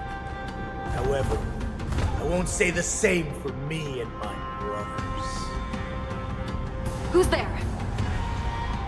I'm just a humble counselor of the Rhino Outback. You can call me Mock Talk. Wardens, intruders on the lowest level! Send reinforcements! Nobody will hear you here, at the bottom of the shackling prison. Thank you for opening up the prison for us, Your Honor. We'll take it from here.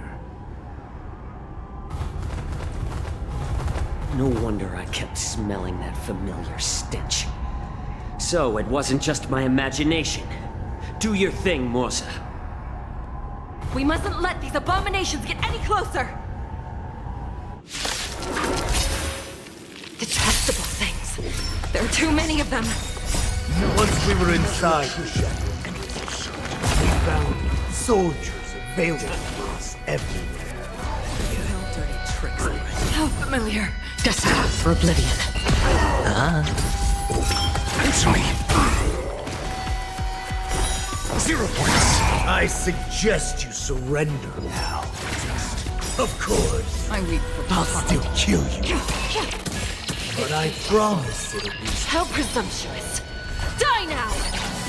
Leave if you can, Morsa. It's not time yet. Or maybe I'll take it all! Watch your head!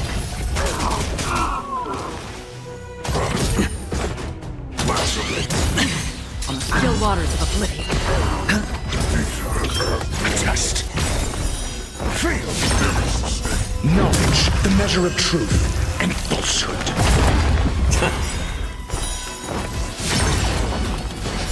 Since you're already here, why not have a meal before you leave?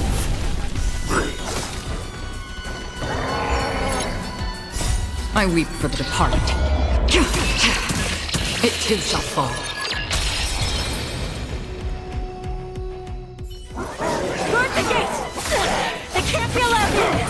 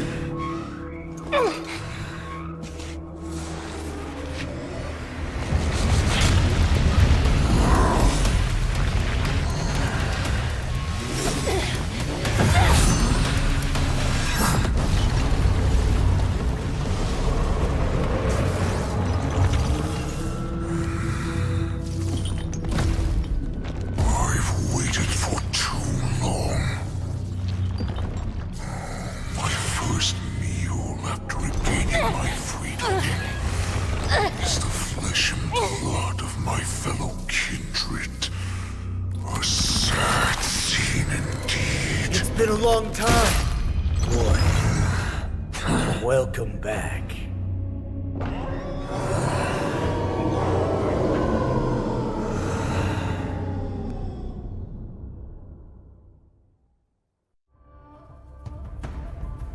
How many times has the old verdant home spun around since our last hunt? Duran's whelp, tell me your name! Oh, great Hule, nemesis of the Foxians, and the hunter of all beings. I'm Moktok, a humble counselor of the Rhino Hound Pack. I am only one insignificant heir spawned from your bloodline. It's been at least 7 centuries since you led our pack through the hunting grounds of the stars. I'm thrilled to see that you are as cunning and skillful as ever. 7 centuries. 7 centuries have passed. But why have Duran's whelps grown to look like this? Tell me, Moktok, why have you grown to resemble our most despicable slaves and enemies, the Foxians? I've been commanded to release you from this cursed prison. It is Senjaya's will. That's why I had to take a magic pill, don the skin of a lowly beast, and play along with your hypocrisy. Since you have an escape plan, tell me, what's our next move to get off of this ridiculously large ship? My brothers and I will lock down this prison, trapping the prison guards inside. This will buy us some time. The rest of my crew, who are undercover like me, will secure the vessels for our escape. According to the plan, we only have a tight 2-hour window to get out of here. Originally, I intended to carry out the plan tomorrow, but they're planning to transfer you to the Xianzhou Yaoqing now. So I seized this opportunity to set you free. What a reckless plan, you idiot! Even if we manage to get the ships, our chances of escaping are slimmer than the Foxians slipping through my claws! But we have no other choice. The angel serving under the Master of Immortality sent me with a message. Only your return will end the prolonged divisions among the Borisin. Every one of my crew is ready to lay down their lives if it means setting you free.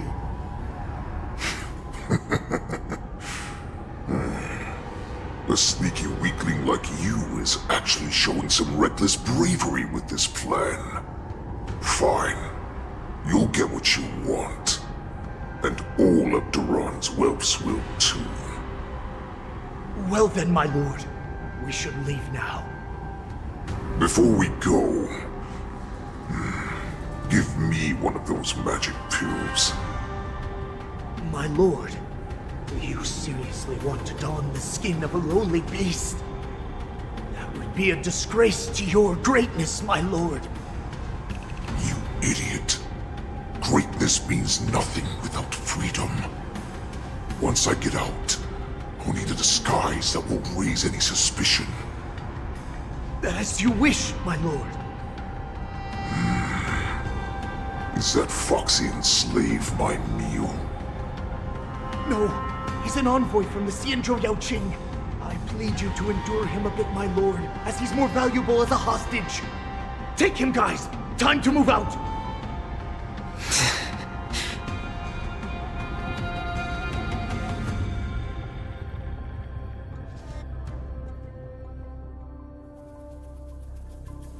Madam Hanya, the wardens in all areas are regrouping. Those Ingenium enemies are wandering around and causing heavy casualties. And to make things worse, those iron wolves broke open the cages and let the criminals out. We've called for backup, but it seems like all communication is jammed.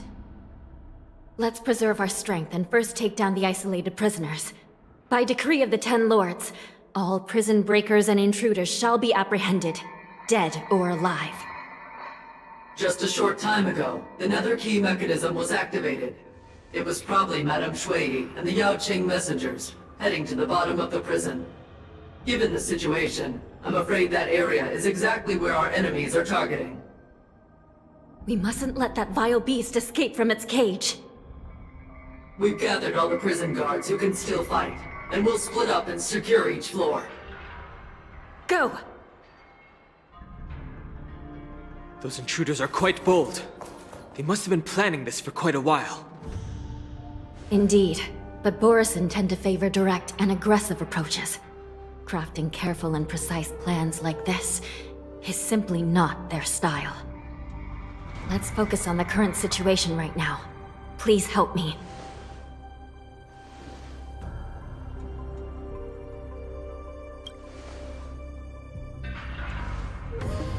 What's the fastest way to the bottom of this prison, Miss Hanya? If we don't get there quickly, we'll soon be outnumbered by all the enemies inside. We'll have to bend the rules. Please, follow me. Prisoners must remain in place in a phase By decree of the Ten Lords, all prison breakers and intruders shall be apprehended, dead or alive. Yes, ma'am!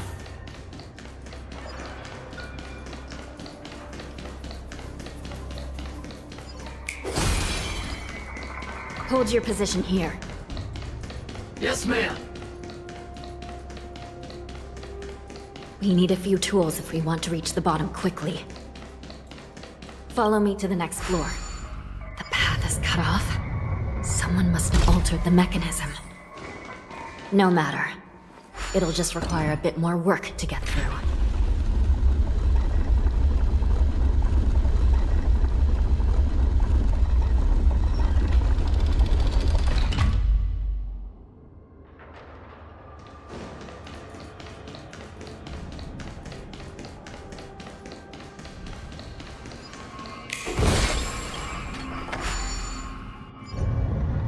Some Spiritfarers occasionally use ingenia from the Artisanship Commission to navigate the treacherous terrain here. Normally, using devices like the shifting screen is strictly forbidden, as they could help prisoners escape.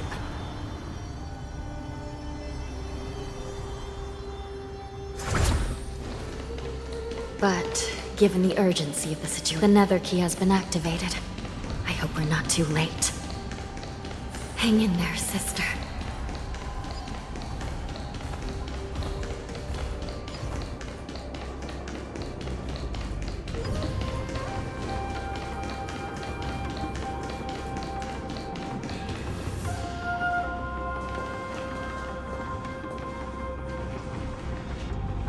Looks like there was a fierce battle here not long ago.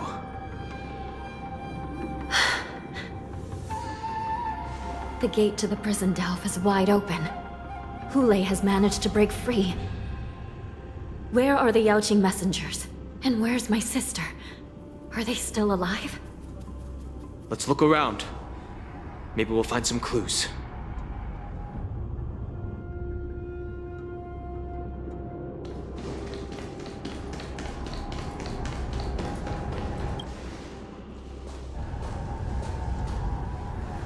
Shui Yi is here.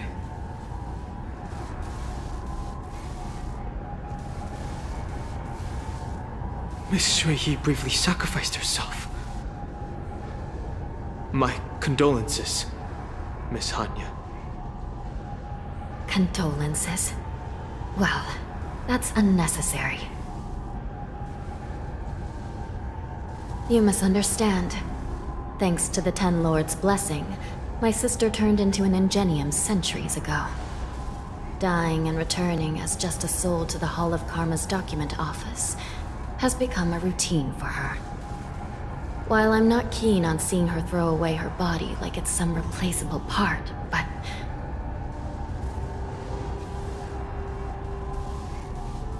By the way, have you seen bodies that might be the Yaoqing messengers? One of them is a Foxian wearing exquisite clothes, and the other wears a dark cloak, like a fugitive. No. I haven't found any Foxian bodies. Only Borisin ones. So, the intruders and Hule are holding the Yaoqing messengers hostage. This is the worst situation. With hostages in their grasp, the prison guards can't do anything about the prisoners. If anything happens to the messengers, the relationship between the Yaoqing and the Luofu could be irreversibly damaged.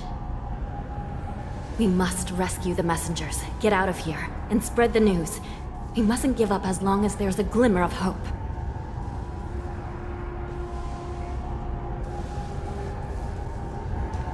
What have you found, Miss Hanya?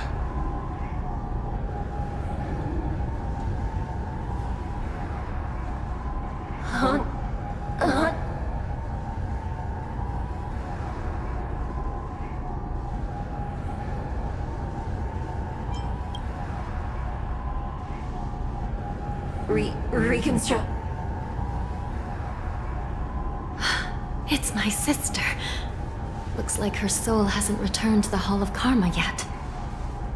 At such a critical moment, her death can give us information that we can turn into an advantage.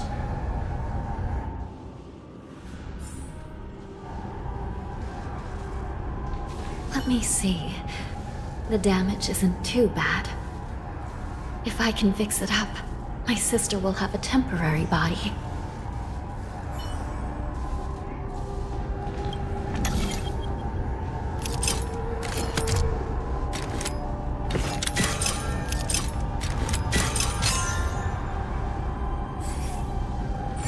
Hanya, I'm back. Welcome back, sister. I don't know what kind of expression I should have at a time like this. Happy? Tears of joy? Forget it. I'm used to you coming back in all sorts of forms. Now is not the time for jokes. This side crane can't hold all of me. Sister, what did you see when you were killed? One of the Yaoqing messengers escaped, and the other one was taken hostage and brought upwards? Besides the Borisin, there were other intruders. Invisible. Invisible intruders? What does that even mean? How many conspiracies are tangled up in this mess? Do me a favor, sister. The intruders have cut off all communication between inside and outside the prison. And now you're the only person, the only bird, who can slip out undetected. Make sure you deliver the news to the outside world. I understand. Please be careful, sister. You are different from me.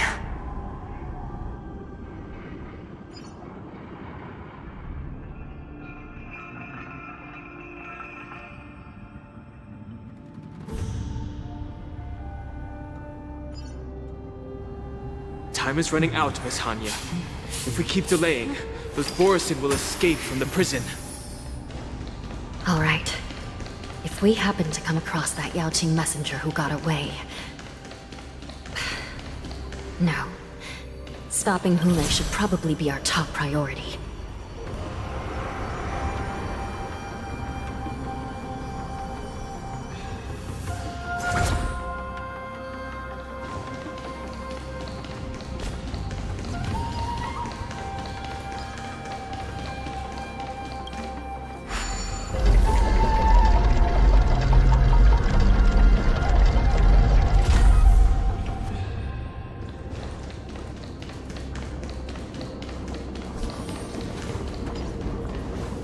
Wait! Something feels off. Something's approaching us. The invisible intruders? Watch your back! These abominations aren't prisoners from this prison. Just... feel! Ready for another? On the still waters of oblivion.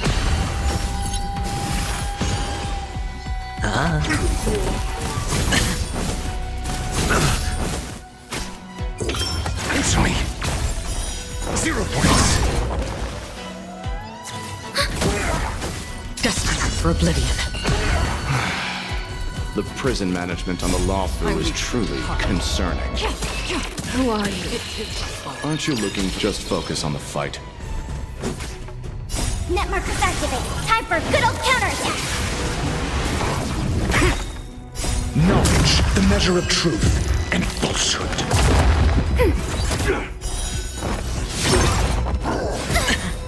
All in. 0 points. Bust. Or maybe I'll take it all. Not good. On the still waters of oblivion. It's on me. No dirty tricks. Ready for another? You're familiar. Watch your head. Destined for oblivion.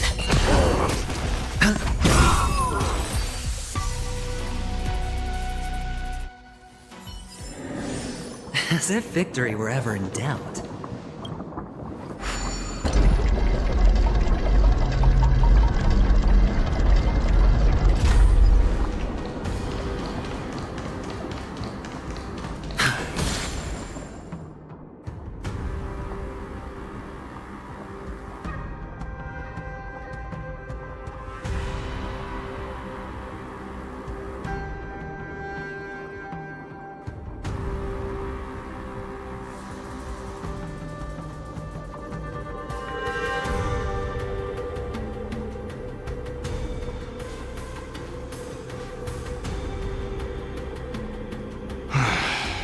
The prison management on the Lawfu is truly concerning.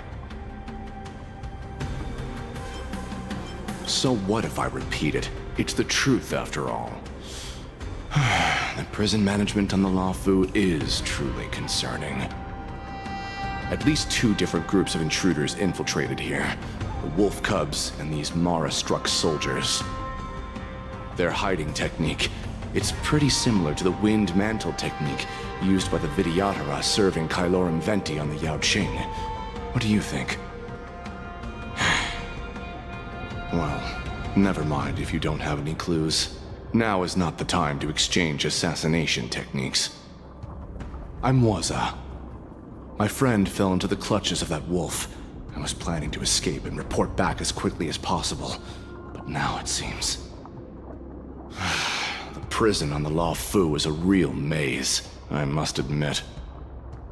Thank you for your help, Mr. Moza. We'll do our best to ensure your friend's safety. No. You can do nothing for him now. And you shouldn't be focusing on his safety at the moment. Your friend is in Hulei's clutches and you're just going to leave him behind? Look, I'm the Yaoqing General's guard, not his. I've seen how that giant wolf fights, and there's no way. Trying to save my friend will only get us killed. I don't know how you think, but I won't throw my life away for a lost cause. Listen up. I've been tracking these fugitives, and I know their next move. They're planning to seal off the entire prison to keep the outside world in the dark. The worst-case scenario, we are all killed by that giant wolf, and the shackling prison is sealed off. No one will know about us or about their escape until it's too late. And the best-case scenario...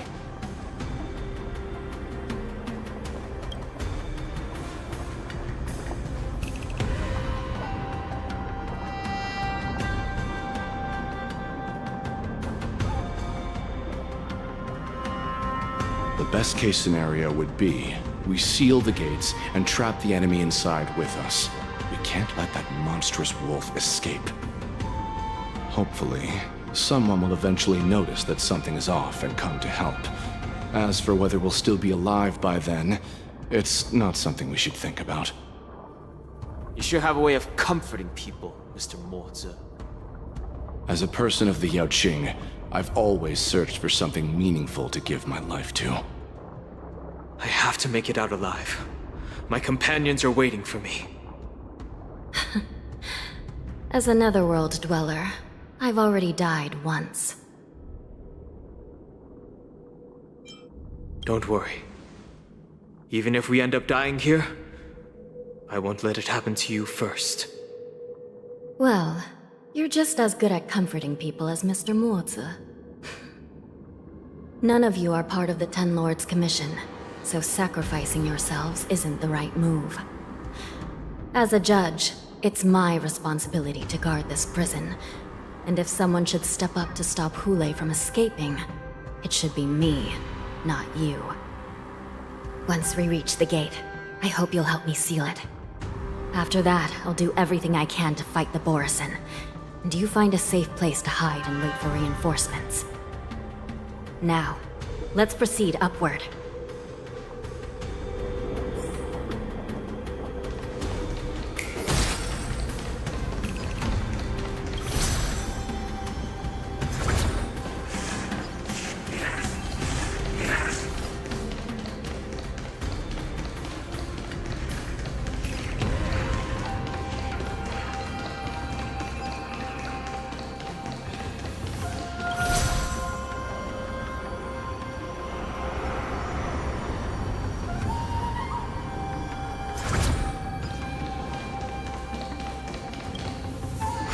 We must seal the entrance before the Borisin fugitives get out.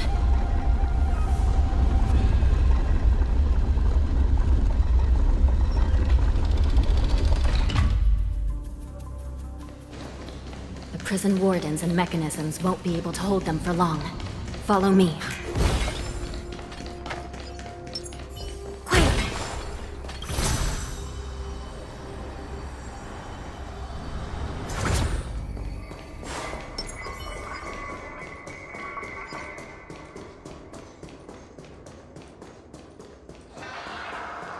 We're almost there. The gate is just ahead.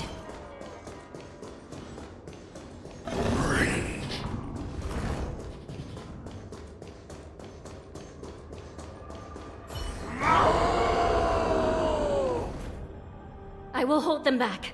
Don't let Hule escape.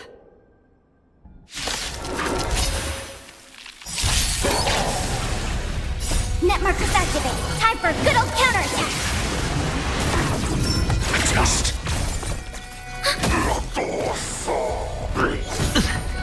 On the still waters of oblivion. Bust. Or maybe I'll take it all. I weep for the departed. It too shall fall. No dirty tricks. Watch your head.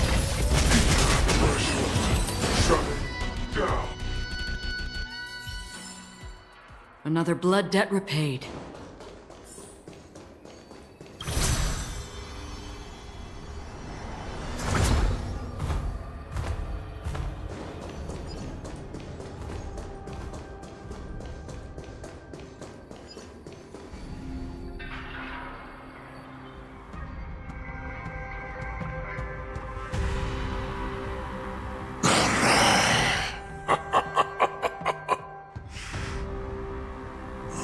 This brings back such familiar memories.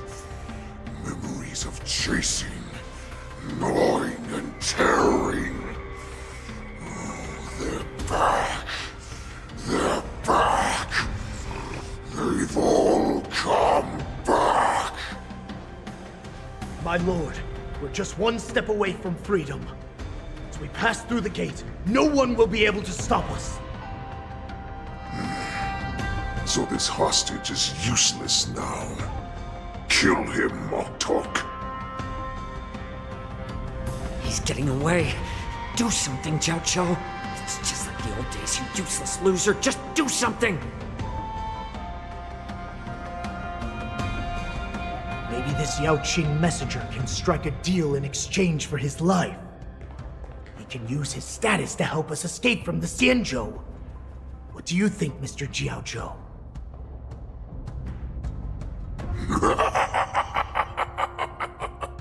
Oh, just look at you. Fallen so low during my absence. You're even negotiating with livestock. As far as I recall, no one from the Yao Qing would ever consider a deal with Duran's offspring. I've got to make this beast stay here, whether it's for the sake of Fei Xiao or the Yao Qing. Deal. I certainly have more value alive. My identity, my knowledge of the Xianzhou, and my understanding of many things that your minions have no knowledge of. They'll all be valuable. Lowly beast. Muster up that pitiful tongue of yours and plead for what remains of your life. Speak up. I'm afraid you're unaware. The woman who defeated you, Jing Liu, she has recently returned to the Luofu. Your opportunity for revenge is right in front of you. My lord, this slave is talking nonsense. I've never heard anything about this. May I just kill him now? Silence, Moktok. And you, slave. From now on, you'll stay by my side. You'll only speak and move when I allow you to. Otherwise, I'll dismember you from head to tail, inch by inch. Got it? But my lord... We must stay here for some time, Moktok.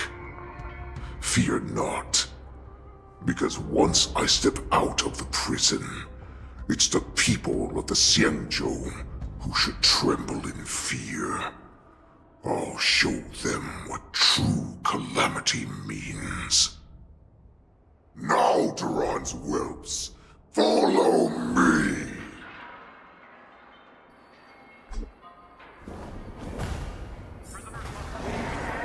Prison guards, stop us! For our great Lord Hulai!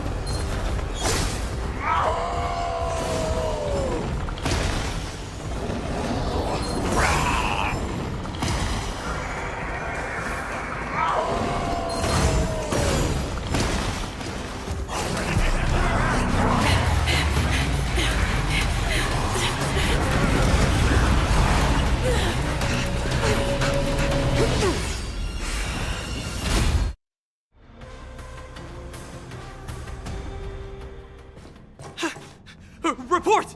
After we lost contact with the shackling prison, we received a message from a Psycrane. The prisoners have revolted, and the criminal Hulei is nowhere to be found! What about the Yaoqing messengers and the Nameless? No news at the moment.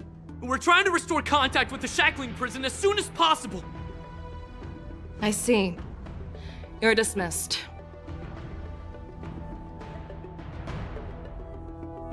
General Jing Yuan, General Hua Yan. It's just as we suspected. The rise of the Ambrosial Arbor was not the end of things, but the beginning. The hand of the Ruined Legion has already sown the seeds of destruction. From this moment on, the Xianzhou Alliance will face an even greater challenge, from both the abominations of abundance and the destruction itself. If this is what they want, I'm always up for a challenge.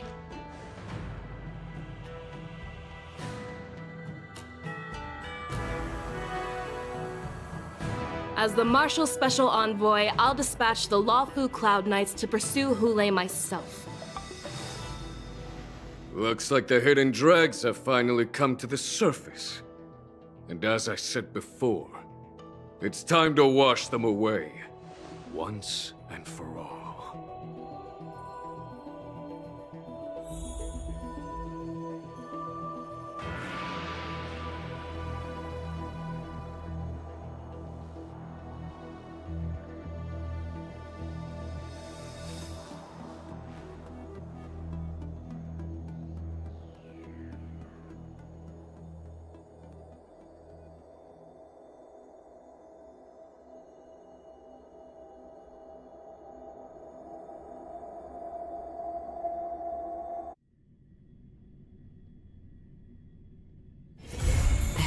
Haven of memories.